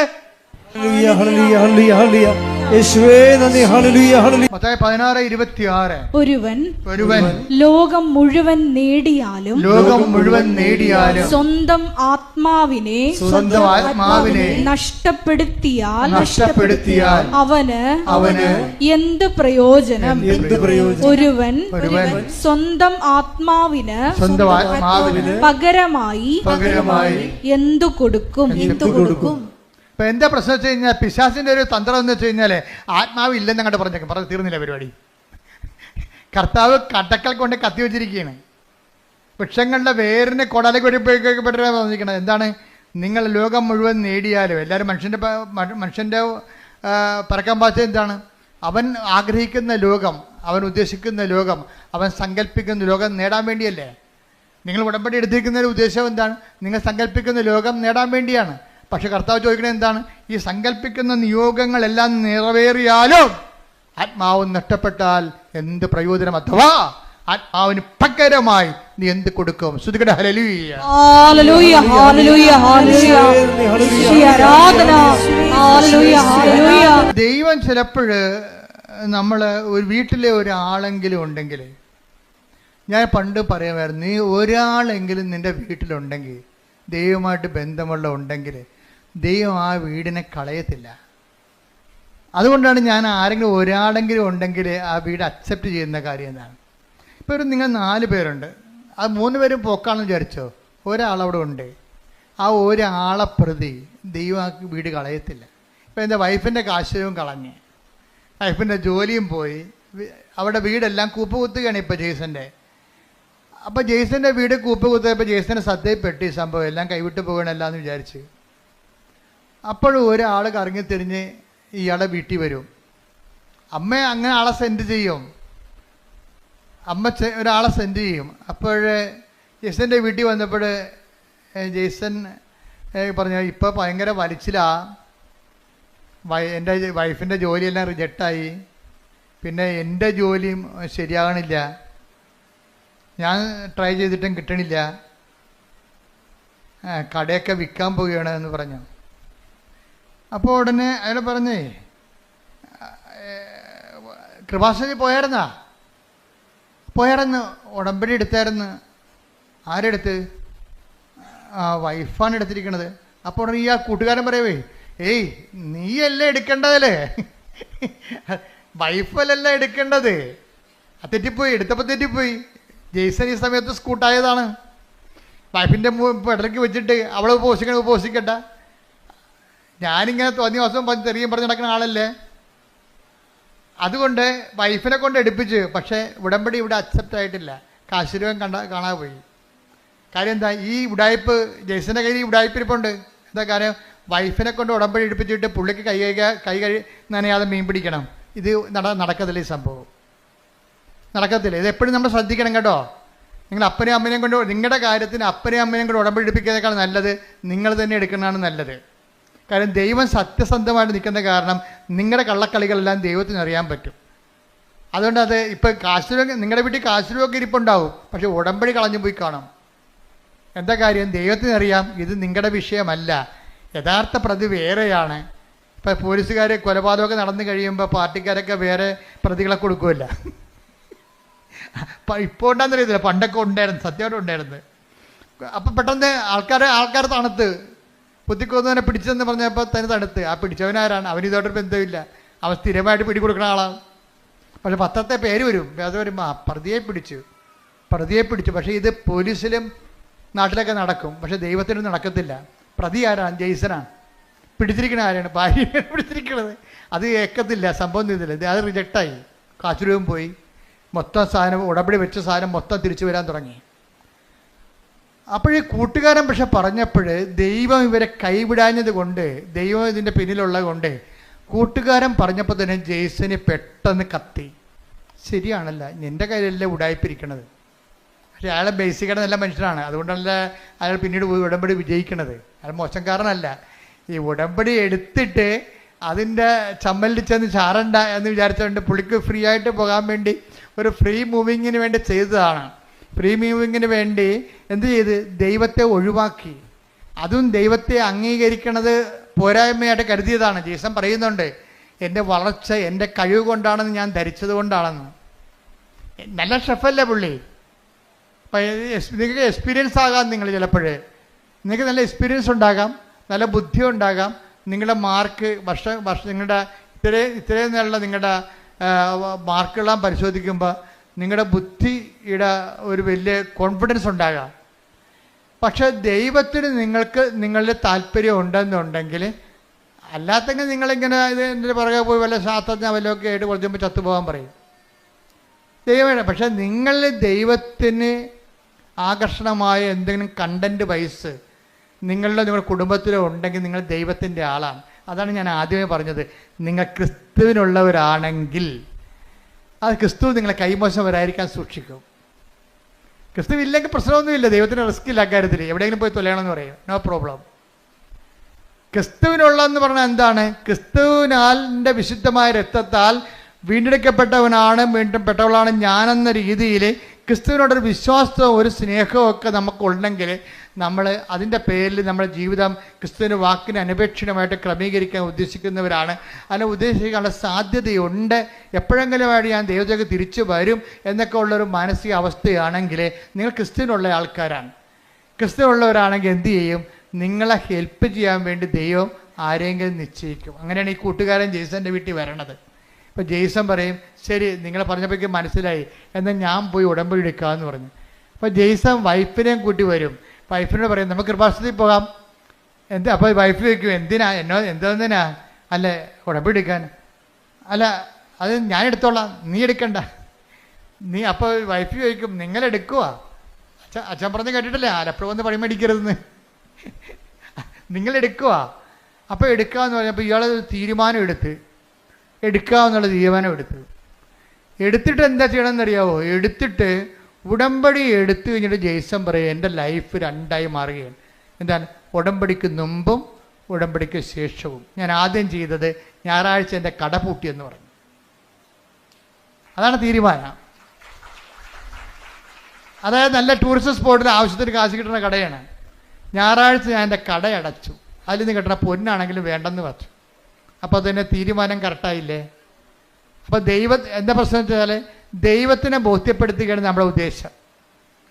എനിക്ക് ഞായറാഴ്ച നിൻ്റെ കുർബാനയും അതുപോലെ തന്നെ നിൻ്റെ ശുശ്രൂഷകളും മുടങ്ങിയിട്ട് ഉണ്ടാക്കുന്ന കാശ് എനിക്ക് വേണ്ട, എനിക്ക് കിട്ടുന്ന സമ്പത്തിനേക്കാൾ വലുതാണ് നീ എന്നുള്ള രീതിയിൽ ദൈവത്തിനൊരു വിശ്വാസത്തിലെടുത്ത്. ഞാൻ കഴിഞ്ഞ ദിവസങ്ങളിൽ നിങ്ങളുടെ ഈ ലിവിങ് ബ്രെഡിൽ പറഞ്ഞായിരുന്നു, ഡെയിലി ബ്രെഡിൽ എന്താണ് ദൈവവിശ്വാസ ജീവിതത്തിൻ്റെ റിസ്ക് എന്താണ്? ഒന്നാമത്തെ റിസ്ക് എന്ന് പറയുന്നത് നമ്മൾ ദൈവത്തിൽ വിശ്വസിക്കുന്നു എന്നുള്ളത് ദൈവത്തെ വിശ്വസിപ്പിച്ചെടുക്കുന്നതാണ് റിസ്ക്. മനസ്സിലായില്ലേ? ദൈവവിശ്വാസ ജീവിതത്തിൻ്റെ റിസ്ക് എന്താണ്? നമ്മൾ ദൈവത്തിൽ വിശ്വസിക്കുന്നു എന്നുള്ളത് ആദ്യം എന്ത് ചെയ്യണം? ദൈവത്തെ വിശ്വസിപ്പിച്ചെടുക്കണം. ഇത് നിങ്ങൾ ട്രൈ ചെയ്യുകയാണെങ്കിൽ എന്താ കാര്യം വെച്ചാൽ ദൈവത്തിൻ്റെ ഒരു മൈൻഡ് സെറ്റ് ഞാൻ മനസ്സിലാക്കിയെടുത്തോളൂ, മനുഷ്യന്മാരുടെ വിശ്വാസത്തിൽ വിശ്വാസമില്ലാത്ത ആളാണ്.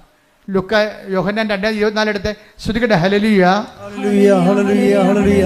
യേശുവേ നന്ദി, യേശുവേ സ്തുതി. Hallelujah hallelujah.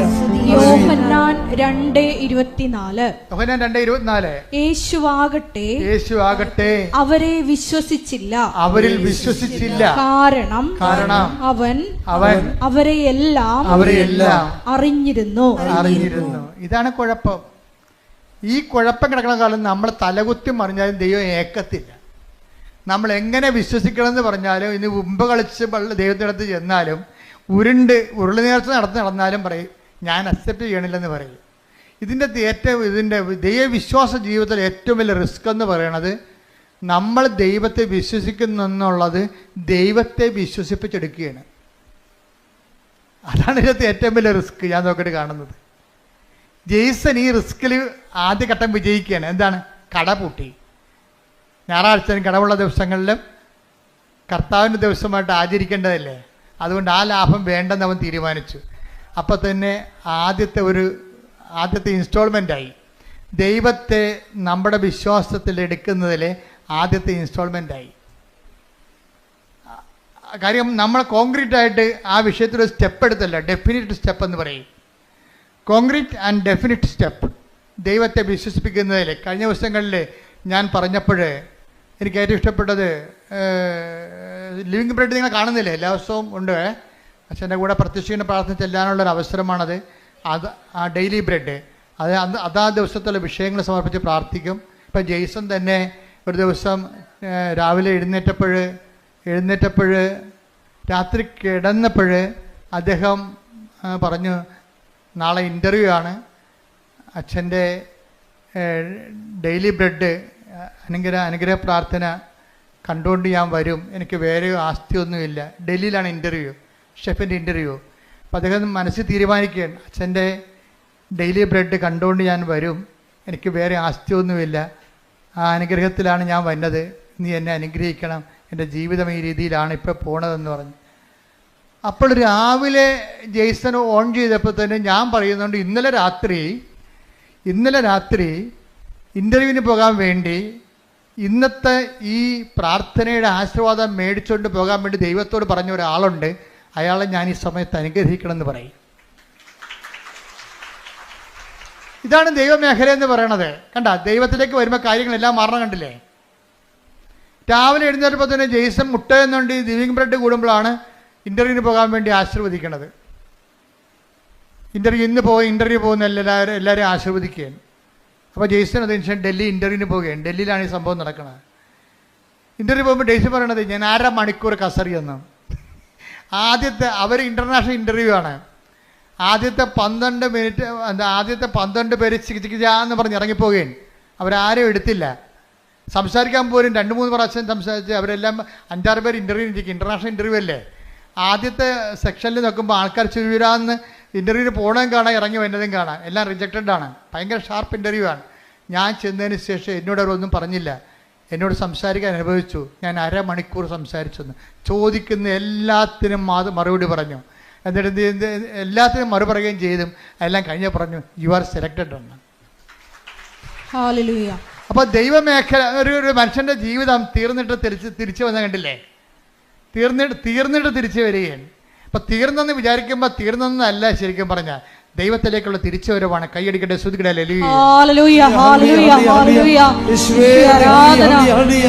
അവസാനം എന്താ ഈശോ പറഞ്ഞത്? തീർന്നെന്ന് വിചാരിക്കുമ്പോൾ, തീർന്നെന്ന് കരുതുമ്പോൾ അത് തീർന്നതല്ല, ദൈവത്തിലേക്കുള്ള തിരിച്ചുവരവാണ്. ശ്രുതിക്കട്ടെ. ഹല്ലേലൂയ.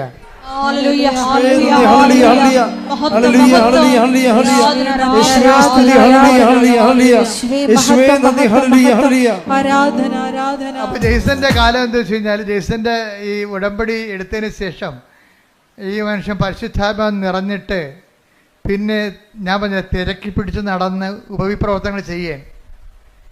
അപ്പം തിരക്കി പിടിച്ച് നടന്ന് ഉപവിപ്രവർത്തനങ്ങൾ ചെയ്യുന്ന സമയത്ത്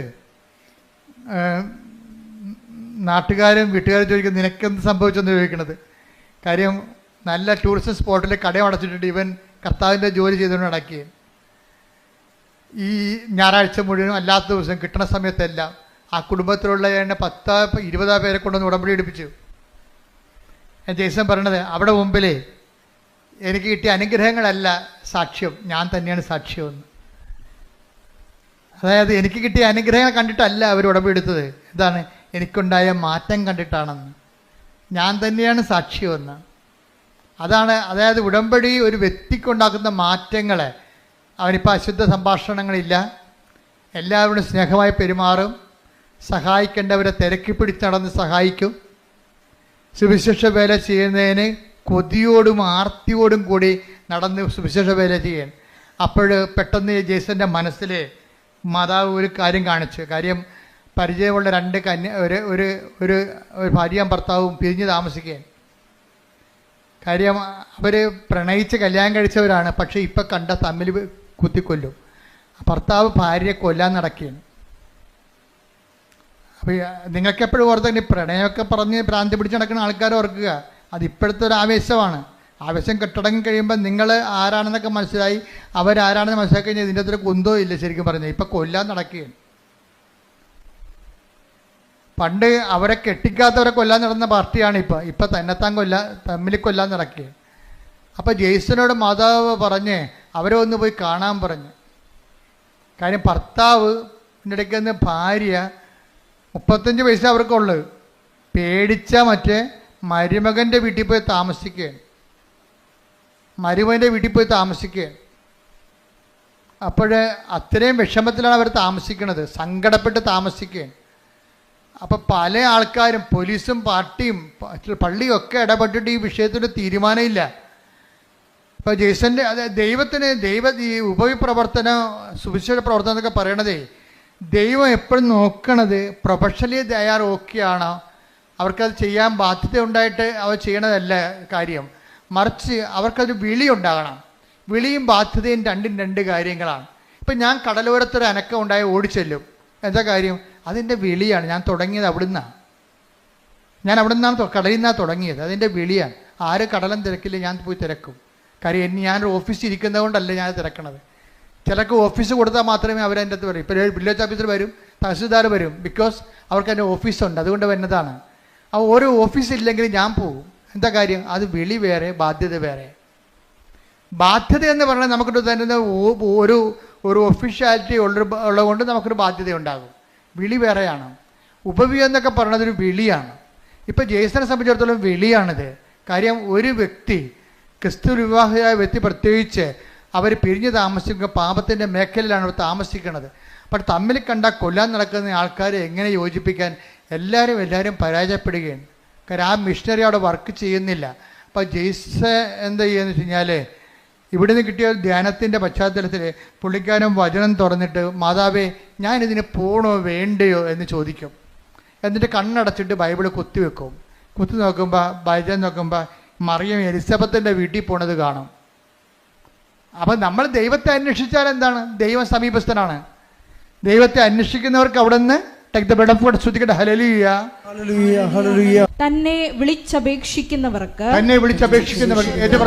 തന്നെ വിളിച്ചപേക്ഷിക്കുന്നവർക്ക് ഹൃദയ പരമാർത്ഥതയോടെ വിളിച്ചപേക്ഷിക്കുന്നവർക്ക് കർത്താവ് സമീപസ്ഥനാണ്.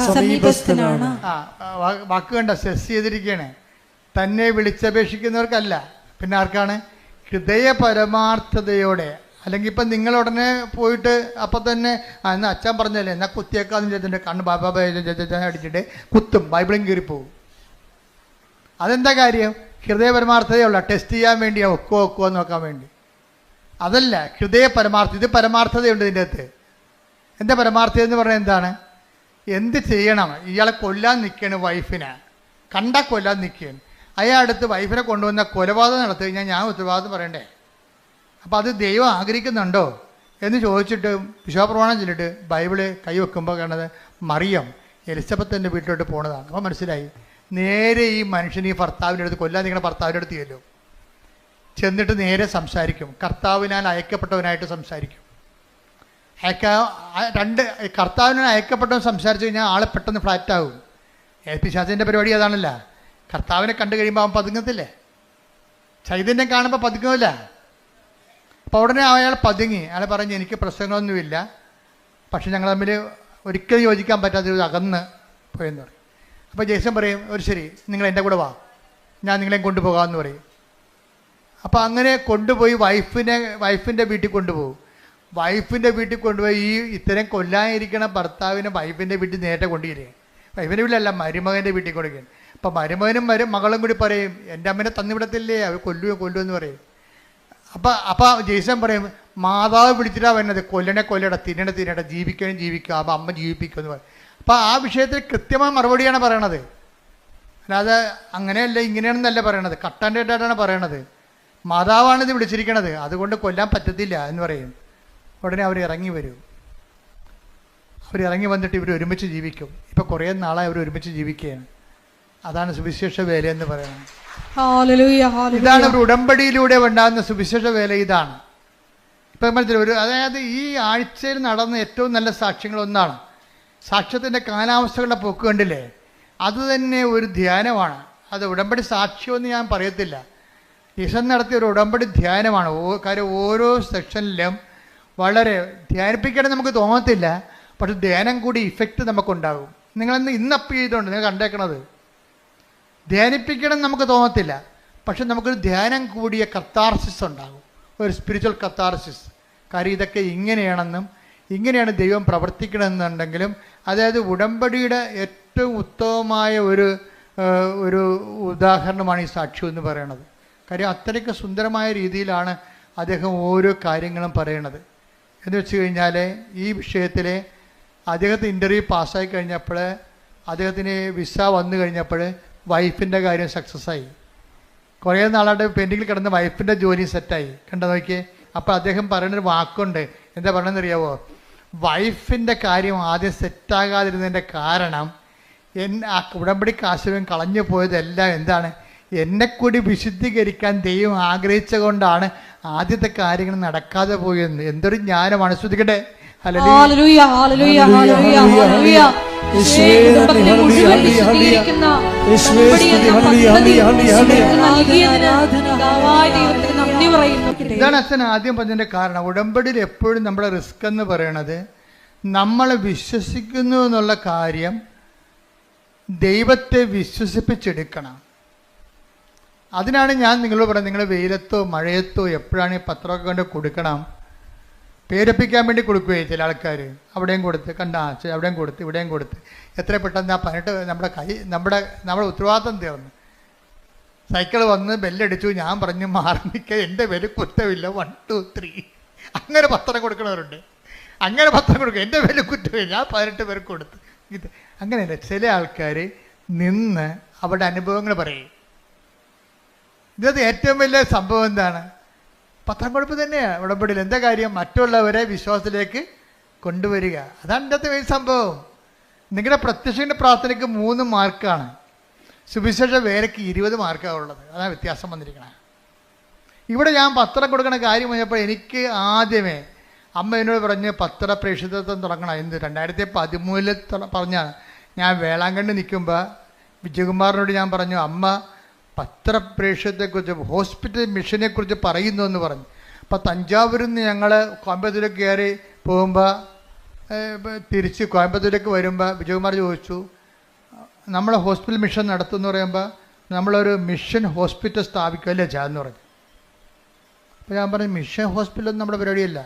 ഹോസ്പിറ്റലിൽ കൊണ്ടുപോയി നമ്മൾ സുവിശേഷ വേല ചെയ്യും. അതിന് താല്പര്യമുള്ള ആൾക്കാർക്ക് പത്രം കൊടുത്തു വിടും ഫ്രീ ആയിട്ട്. അപ്പോൾ ഉടനെ വിജയകുമാർ സാറ് 10,000 രൂപയുടെ 10,000 പത്രം അടിക്കാനുള്ള പൈസ തന്നു. ഞങ്ങൾ രണ്ടും കൂടി ഇവിടെ വന്ന് തങ്കച്ചേനൊക്കെ വിളിച്ചു കൂട്ടി, എല്ലാവരും വിളിച്ചു കൂട്ടിയിട്ട് ജോമളെല്ലാം കൂടി ഇട്ട് തുടങ്ങി പരിപാടി. പത്രം കൊടുക്കാനുള്ളവർ, പ്രാർത്ഥിച്ചു കൊടുക്കാനുള്ളവർ വരാൻ പറഞ്ഞു. വരാമെന്ന് പകുതി മാത്രമേ കത്തോലിക്സ് വരുന്നുള്ളൂ. ബാക്കി എല്ലാവരും പകുതിയോളം വന്നവരെല്ലാം നോൺ ക്രിസ്ത്യൻസ് ആയിരുന്നു. അവർ എല്ലാ സ്ഥലങ്ങളിലും പോയി കണ്ണ് കാണാൻ മേലാത്ത അപ്പാപ്പന്മാരുടെ മുമ്പിൽ ഇരുന്നുകൊണ്ട് പത്രം വായിച്ചു കൊടുത്തവർ. കാര്യം എന്താണ്? വിശേഷ വിദ്യയായി നിങ്ങൾ എന്താണ് ചെയ്യണത്? എപ്പോഴും നമ്മൾ ശ്രദ്ധിക്കണം. കർത്താവിൻ്റെ മനസ്സറിഞ്ഞ് വേണം നമ്മൾ ഈ സംഭവം ചെയ്യാൻ. കർത്താവ് ചോദിക്കണത് എന്താണ്? നിങ്ങളെ ചോദിക്കുന്നിടത്തോളം തന്നെ കൊടുത്തിടത്തോളം തന്നെ തിരിച്ചു കിട്ടുമെങ്കിൽ പാപികൾക്ക് കടം കൊടുക്കത്തില്ലേ? നിങ്ങൾ വിശേഷ വിദ്യ എന്താണ് ചെയ്യണം? എല്ലാ കാര്യങ്ങൾക്കും എക്സ്ട്രാ എന്താണ് ചെയ്യണമെന്ന് ചോദിക്കും. അതുപോലെ തന്നെ ഉടമ്പടിയിലുള്ള ദൈവത്തിൻ്റെ മനസ്സറിഞ്ഞ് വേണം ഉടമ്പടി ചെയ്യാൻ. എക്സ്ട്രാ എന്താണ് ചെയ്യണത്? ഇവിടുന്ന് പറയണ കാര്യങ്ങളല്ല. നിങ്ങൾ ദൈവത്തെ കണ്ടെത്തി കഴിയുമ്പോൾ, ദൈവത്തിൻ്റെ കൃപയിൽ അഭിഷേകം കിട്ടിക്കഴിയുമ്പോൾ നിങ്ങൾ ദൈവത്തിന് വേണ്ടി ചെയ്യുന്ന തനത് പ്രേക്ഷിത പ്രവർത്തനങ്ങളുണ്ട്. അതാണ് നിങ്ങൾ രക്ഷപ്പെടുത്തത്തുള്ളത്. എന്ന് വെച്ച് കഴിഞ്ഞാൽ പെട്ടെന്ന് സ്പീഡാപ്പാണ് തനത് പ്രേക്ഷിത പ്രവർത്തനങ്ങൾ. പ്രാർത്ഥിക്കുക, കർത്താവായ ദൈവമേ, ഇവിടുന്ന് പറഞ്ഞത് കൂടാതെ എന്റേതായിട്ടുള്ള സ്വന്തമായി ദൈവം എന്നിൽ നിന്ന് ആഗ്രഹിക്കുന്നത് കണ്ട് മനസ്സിലാക്കി നടപ്പിൽ വരുത്തുവാൻ എനിക്ക് പ്രത്യേക അഭിഷേകം നൽകണമേ. ശ്രുതികട്ടെ.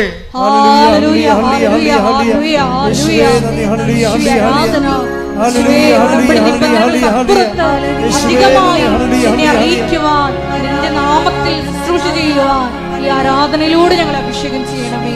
ഹല്ലേലൂയ. ഉടമ്പടി ഒരു ദൈവരാജ്യത്തിലെ വിരുന്ന് പോലെയാണ്. എന്താ കാര്യം? കർത്താവിൻ്റെ കഥയിലെ നിങ്ങൾ വഴിക്കവലകളിലും നാൽക്കവലകളിലും ചെന്നിട്ട് കൊള്ളാവുന്നവരെയും കൊള്ളരുതാത്തവരെയും ഒക്കെ വിരുന്നിന് വിളിക്കാൻ പറഞ്ഞിരിക്കുകയാണ്. ദൈവത്തിൻ്റെ തിരുസന്നിധിയിൽ കൊള്ളരുതാത്ത, ഇപ്പം ജെയ്സൺ തന്നെ ആദ്യകാല ജീവിതങ്ങൾ മോശം ജീവിതമല്ല. മോശം ജീവിതം എന്ന് വെച്ച് കഴിഞ്ഞാൽ 5 പള്ളിയുണ്ട് അങ്ങക്ക് ചുറ്റും. ഒറ്റപ്പള്ളിയിലും പോയി കുർബാന കാണത്തില്ല, മുഴുവൻ കാണത്തില്ല. അതല്ലേ മോശം ജീവിതം എന്ന് പറയണ. അപ്പോൾ കൊള്ളാവുന്നവരെയും കൊള്ളരുതാത്തവരെയും ഒക്കെ take the word of God. Mathai 22:9-10. അതിനാൽ നിങ്ങൾ വഴിക്കവലകളിൽ ചെന്ന് അവിടെ കണ്ടെത്തുന്നവരെ എല്ലാം വിവാഹ വിരുന്നിന് ക്ഷണിക്കുവിൻ.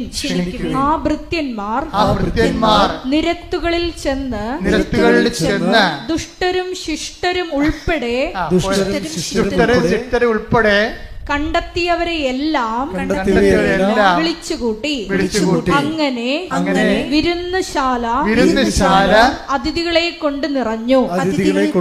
വിരുന്നുശാല നിറഞ്ഞിരിക്കണം, കണ്ടില്ലേ? അതിഥികളെ കൊണ്ട് കൊള്ളരുതാത്തവരെല്ലാം ഉണ്ട് വിരുന്നുശാല. പക്ഷെ ഒരു പ്രശ്നമുണ്ട്, ഇനി യജമാനെ വിളിച്ചു ചേർത്ത് യജമാനം വരും, അപ്പോഴാണ് പ്രോബ്ലം. വായിച്ച് അതിഥികളെ കാണാൻ രാജാവ് എഴുന്നള്ളിയപ്പോൾ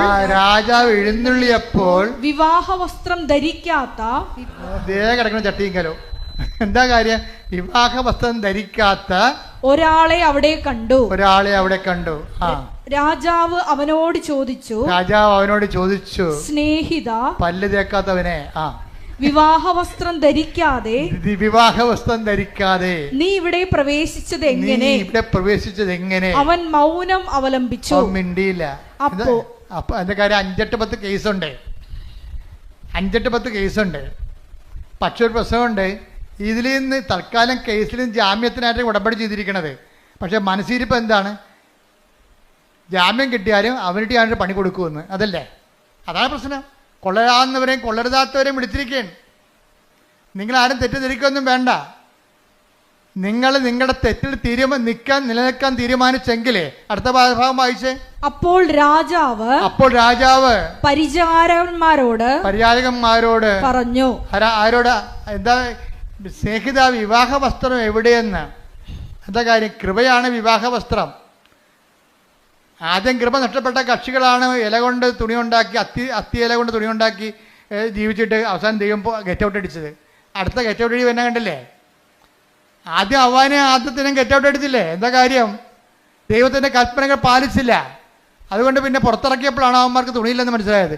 അങ്ങനെ അത്തി ഇല കൊണ്ട് തുണി ഉണ്ടാക്കിയതാണ്. അങ്ങനെ ആളെ പാക്ക് ചെയ്ത് ഇപ്പം വീണ്ടും യജമാനം കയറി വരുമ്പോൾ എന്താ പറയുക? വിവാഹ വസ്ത്രമില്ലാത്ത കൃപയില്ലാത്ത ആൾക്കാരെ കണ്ടെത്തിയെന്ന്. അപ്പോൾ സ്നേഹിത എന്താ വായിച്ചോളൂ. അപ്പോൾ രാജാവ് പരിചാരകന്മാരോട് പറഞ്ഞു, അവനെ കൈകാലുകൾ കെട്ടി പുറത്തെ അന്ധകാരത്തിലേക്ക് വലിച്ചെറിയുക. അവിടെ വിലാപവും പല്ലുകടിയുമായിരിക്കും. എന്തെന്നാൽ വിളിക്കപ്പെട്ടവർ വളരെ, തെരഞ്ഞെടുക്കപ്പെട്ടവരോ ചുരുക്കം. ഇത് ഞാൻ പറഞ്ഞതാണോ? അല്ല, കർത്താവിന്റെ നിലപാടാണ്. ഉടമ്പടി എന്ന് പറയുന്നത് നമ്മളൊരു ഉടുപ്പ് കൊണ്ടുവന്ന് വാഷിംഗ് മെഷീനിലിട്ടിട്ട് സ്വിച്ച് ഓൺ ചെയ്തിട്ട് അവിടുന്ന് അലക്കി തേച്ച് വന്ന പോലെ നിങ്ങൾ റെഡിമെയ്ഡായിട്ട് പെട്ടെന്ന് ഇങ്ങനെ വരണമെന്നല്ല. ഞാൻ പറഞ്ഞതിൻ്റെ അർത്ഥം ഇതാണ്: അജ്ഞതയുടെ കാലഘട്ടത്തെ ദൈവം കണക്കിലെടുത്തില്ല. എന്നാൽ 17-30 വായിച്ചത് എന്താണ്? എന്നാൽ ഇപ്പോഴാകട്ടെ എല്ലായിടത്തുമുള്ള എല്ലാവരും അനുദപിക്കണമെന്ന് ദൈവം ആഗ്രഹിക്കുന്നു, ദൈവം ആജ്ഞാപിക്കുന്നു. അപ്പോൾ എന്ത് പ്രശ്നം വെച്ച് കഴിഞ്ഞാൽ, ഉടമ്പടി വെളിപ്പെടുത്തുന്ന കാലത്ത് ആദ്യം കിട്ടിയ വചനം ഇതാണ്. എന്താണ്? എനിക്ക് പാപത്തെ ലിസ്റ്റും വിജയകുമാറിനെ, എനിക്ക് അനുഗ്രഹത്തെ ലിസ്റ്റും വിജയകുമാറിന് പാപത്തെ ലിസ്റ്റും. ഞാനത് കൂട്ടിവെച്ചപ്പോൾ ദൈവം എന്നോട് പറഞ്ഞതാണ്. എന്താണ്? നിങ്ങൾ പശ്ചാത്തപിക്കുവിൻ, നാളെ നിങ്ങളുടെ ഇടയിൽ കർത്താവ് അത്ഭുതം പ്രവർത്തിക്കും. ഞാൻ തൈക്കാട്ടുശ്ശേരി ഇരുന്നുകൊണ്ട് 2017 ഇത് പുസ്തകം എഴുതിക്കൊണ്ടിരിക്കുന്ന സമയത്താണ് പറഞ്ഞത്.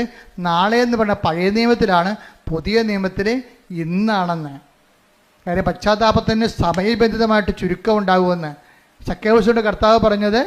ഇന്നീ ഭവനത്തിന് രക്ഷ കൈവന്നിരിക്കണം. അപ്പോൾ ഒരു നിമിഷം നേരത്തെ നീ കർത്താവിൽ വിശുദ്ധീകരിച്ചാൽ ഉടമ്പടി അത്രയും പെട്ടെന്ന്. അതുകൊണ്ട് ആദ്യകാലം തന്നെ കൃപാസനത്തിൻ്റെ പത്രത്തിൻ്റെ മുഖപേജിൽ ഉടമ്പടി ഉടനടി പരിഹാരം എന്നാണ് കണ്ടത്. ഉടനടി പരിഹാരം.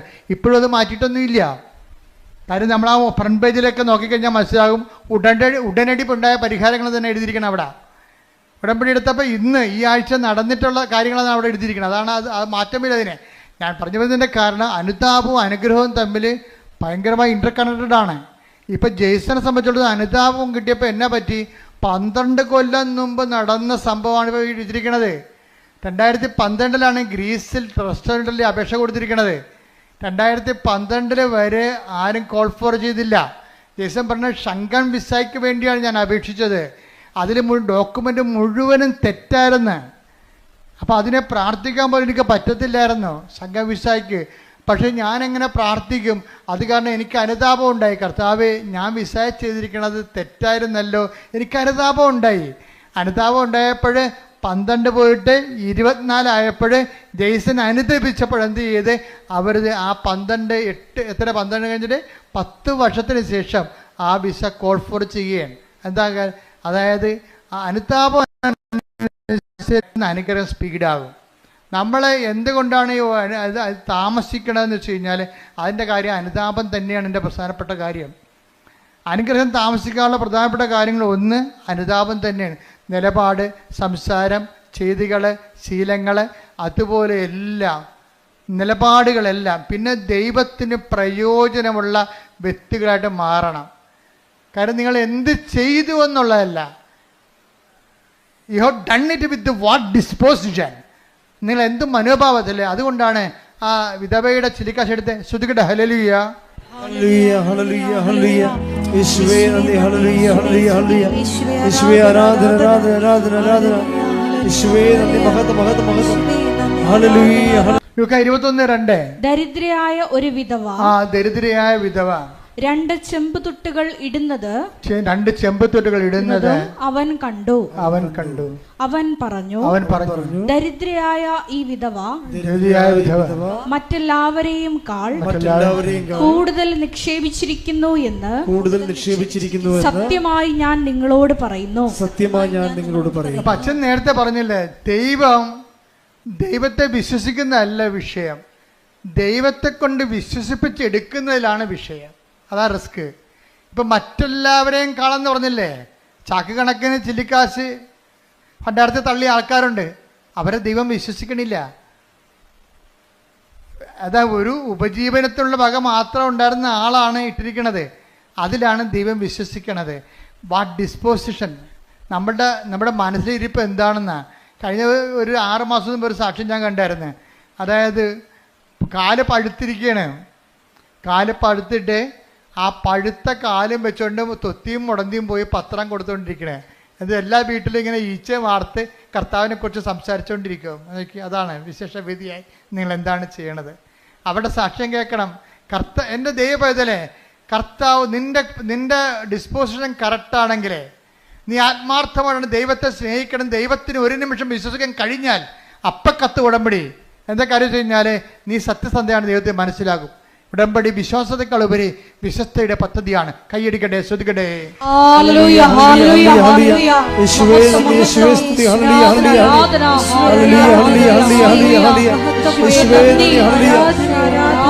രോഗമുള്ളടുത്ത് കൈകൾ വെച്ച് പ്രാർത്ഥിക്കുമ്പോൾ ഓൺലൈനിലുള്ളവർക്ക് സൗഖ്യം ലഭിക്കുന്ന കുറെ സാക്ഷ്യങ്ങൾ ഈ ആഴ്ച ഉണ്ടായിട്ടുണ്ട്.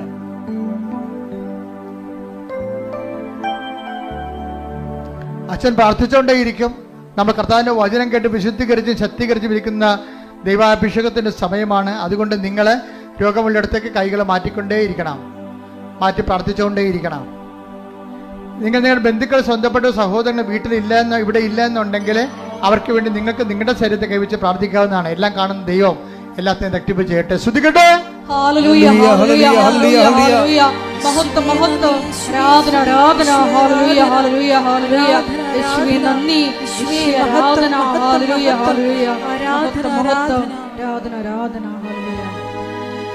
എൻ്റെ പ്രിയപ്പെട്ടവരെ, രോഗസൗഖ്യ പ്രാർത്ഥനയ്ക്ക് വേണ്ടി നമ്മൾ ആരംഭിക്കുകയാണ്.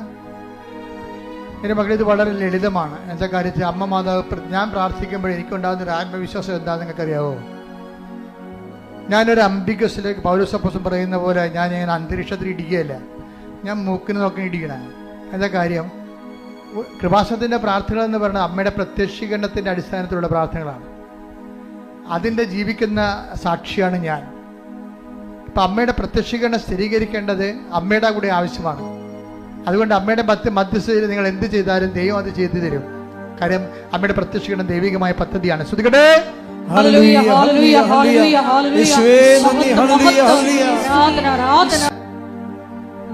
ശരീരത്തിന്റെ വിവിധ ഭാഗങ്ങളിലേക്ക് മാറ്റി മാറ്റി വെച്ചുകൊണ്ട് മക്കളെ വിശ്വാസ പ്രമാണം ചൊല്ലിക്കൊണ്ടിരിക്കണം. വിശ്വാസ പ്രമാണം ചെല്ലാൻ അറിയാൻ പാടില്ലാത്ത സ്തുതിച്ചുകൊണ്ടിരുന്നാൽ മതി. സ്തുതിപ്പും അറിയാൻ പാടില്ലാത്തവർ യേശുവെ സ്തോത്രം, യേശുവെ നന്ദി, യേശുവെ ആരാധന പറഞ്ഞുകൊണ്ടിരിക്കണം. സ്തുതിക്കട്ടെ, ഹല്ലേലൂയ. കർത്താവേ നിന്റെ ഉന്നതമായ നാമത്തിന് സ്തോത്രം ചെയ്യുന്നു.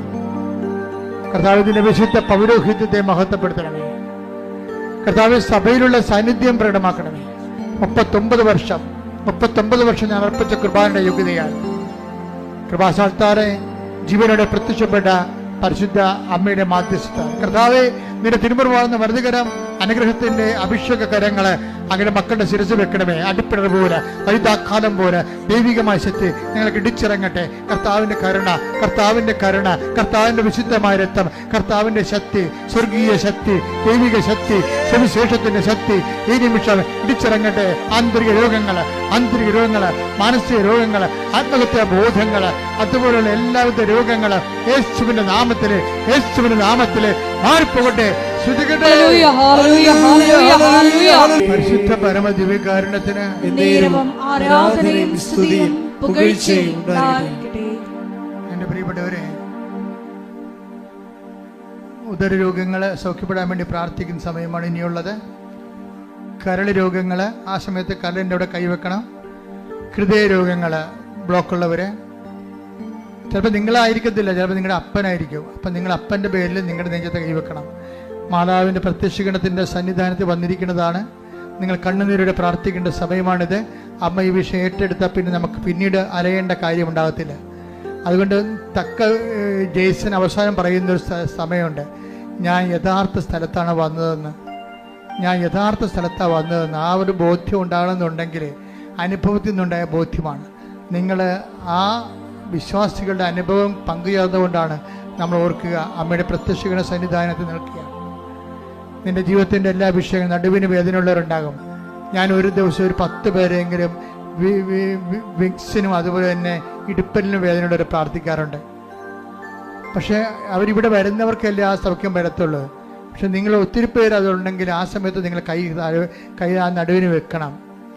ഉദരരോഗമുള്ളവരുണ്ടാകും, ഗർഭാശയത്തിൽ ചുരുങ്ങിയവരുണ്ടാകും. അവർ ഊടിൻ്റെ താഴെ പൊക്കിന് താഴെ കൈവച്ച് പ്രാർത്ഥിക്കണം. ചിലപ്പോൾ 2 ട്യൂബുകൾ ഉണ്ടാകത്തില്ല. ഫിലിപ്പിൻ ട്യൂബ് 2 ഇല്ലെന്ന് പറഞ്ഞൊരു ചേച്ചി പറഞ്ഞു. ഞാൻ പറഞ്ഞു നിങ്ങൾ പ്രാർത്ഥിക്കുക. ഇന്നത്തെ പുതിയ മാർഗങ്ങൾ ഉപയോഗിച്ചുകൊണ്ടാണെങ്കിൽ ശരി, ഒരു കുഞ്ഞിന് ആവശ്യമുണ്ടെങ്കിൽ ദൈവം നിങ്ങൾക്ക് തരും. പക്ഷെ അതിന് അനുകൂലമായ സാഹചര്യം ഉണ്ടാകാൻ വേണ്ടി പ്രാർത്ഥിക്കാൻ പറഞ്ഞു. ഞാൻ പറഞ്ഞതെന്ന് എൻ്റെ അറിവിൻ്റെ പരിമിതി നിന്നുകൊണ്ട് പറഞ്ഞതാണ്.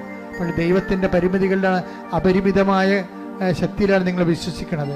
കർത്താവിനെ എല്ലാം സാധ്യമാണ്. അതുകൊണ്ട് തന്നെ ആ ഒരു സ്ഥലത്ത് വന്ന് നിൽക്കുമ്പോൾ നിങ്ങളെ കൊണ്ടുവന്നതാണ്, നിങ്ങൾ നിന്നതല്ല, നിങ്ങൾ നിർത്തിയതാണെന്നുള്ള ബോധ്യം നിങ്ങൾക്കൊണ്ടാണ്. മുട്ടി കൊഴിയുന്നവർ പോലും പ്രാർത്ഥിക്കേണ്ട സമയമാണ്. കണ്ണിന് കാഴ്ചയില്ലാത്തവർ പ്രാർത്ഥിക്കേണ്ട സമയമാണ്. മൂക്കിന് കർത്താവ് ദശ വളരുന്നവർ പ്രാർത്ഥിക്കേണ്ട സമയമാണ്. തൊണ്ടയ്ക്ക് തൈറോയിഡുള്ളവരും തൈസോയിഡുള്ളവരും പ്രാർത്ഥിക്കേണ്ട സമയമാണ്.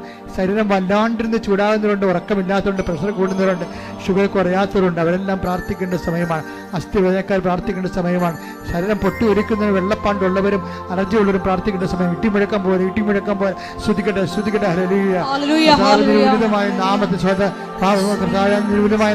സ്വന്തം കർത്താവേ, ആമാശയ രോഗികള്, ക്ഷയരോഗികള്, കർത്താവ് മാരക രോഗികൾ, തീരാവേദികള്, ജീവിത ദുരിതങ്ങൾ, ജീവിത തടസ്സങ്ങള്, ഉച്ചമുതൽ ഉള്ളംകാലം വരെ കർത്താവിന്റെ രക്തം പടരട്ടെ.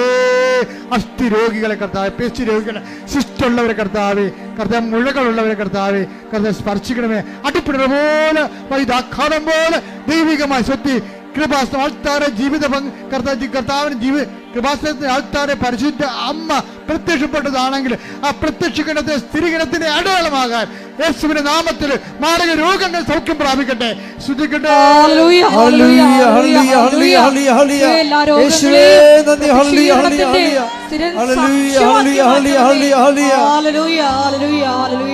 എന്റെ മക്കളെ, ജോലിയില്ലാത്തവര്, ജോലിക്ക് വേണ്ടി ശ്രമിക്കുന്നവര്, പരീക്ഷ പൊട്ടിപ്പോയവര്, പുതിയ പരീക്ഷ എഴുതാൻ പോകുന്നവര്, വിസ പ്രോസസ്സിൽ ഇരിക്കുന്നവര്, ജപ്തി നടപടി നേരിടുന്നവര്, അതുപോലെ തന്നെ സ്ഥലങ്ങളില്ലാത്തവര്, വീട് ഇല്ലാത്തവര്, വീട് വെച്ചുകൊണ്ടിരിക്കുന്നവര്, വിസ നഷ്ടപ്പെട്ടവർ, വിസ പുതുക്കി കിട്ടാത്തവര്, വിദേശ രാജ്യങ്ങളിലേക്ക് വിസ പുതുക്കി കിട്ടാതിരിക്കുന്നവര്, അതിൻ്റെ പേരിൽ കടങ്ങൾ വന്നിരിക്കുന്നവര്, വിവാഹത്തിൽ ഒത്തുചേരാത്തവര്, വിവാഹത്തിന് ഒരുങ്ങുന്നവര്, മക്കളില്ലാത്തവര്, വിവാഹം പിരിഞ്ഞിട്ട് കൂടാൻ ആഗ്രഹിക്കുന്നവര് എല്ലാവരുടെ മേൽ കർത്താവിന്റെ വലിയ ശക്തി ഒഴുകട്ടെ. ശ്രുതികട്ടെ, ശ്രുതികട്ടെ, ശ്രുതികട്ടെ, കർത്താവേ നിന്റെ വിശുദ്ധ പൗരോഹിത്യത്തെ മഹത്വപ്പെടുത്തണമേ. കർത്താവേ സഭയിലുള്ള സാന്നിധ്യം പ്രകടമാക്കണമേ. 39 വർഷം അർപ്പിച്ച കുർബാന യോഗ്യതയാൽ കൃപാസനത്തോടെ ജീവനോടെ പ്രത്യക്ഷപ്പെട്ട പരിശുദ്ധ അമ്മയുടെ മാധ്യസ്ഥത്താൽ താരെ നടന്ന 10,000-കണക്കിന് ആരാധന ശക്തിയാൽ ജീവിത ദുരിതങ്ങള്, ജീവിത തടസ്സങ്ങള് യേശുവിന്റെ നാമത്തിൽ മാറിപ്പോകട്ടെ. കൈകൾ കൂപ്പി അമ്മയുടെ മാധ്യസ്ഥതയിലെ കണ്ണുനീരോടെ പ്രാർത്ഥിക്കുക.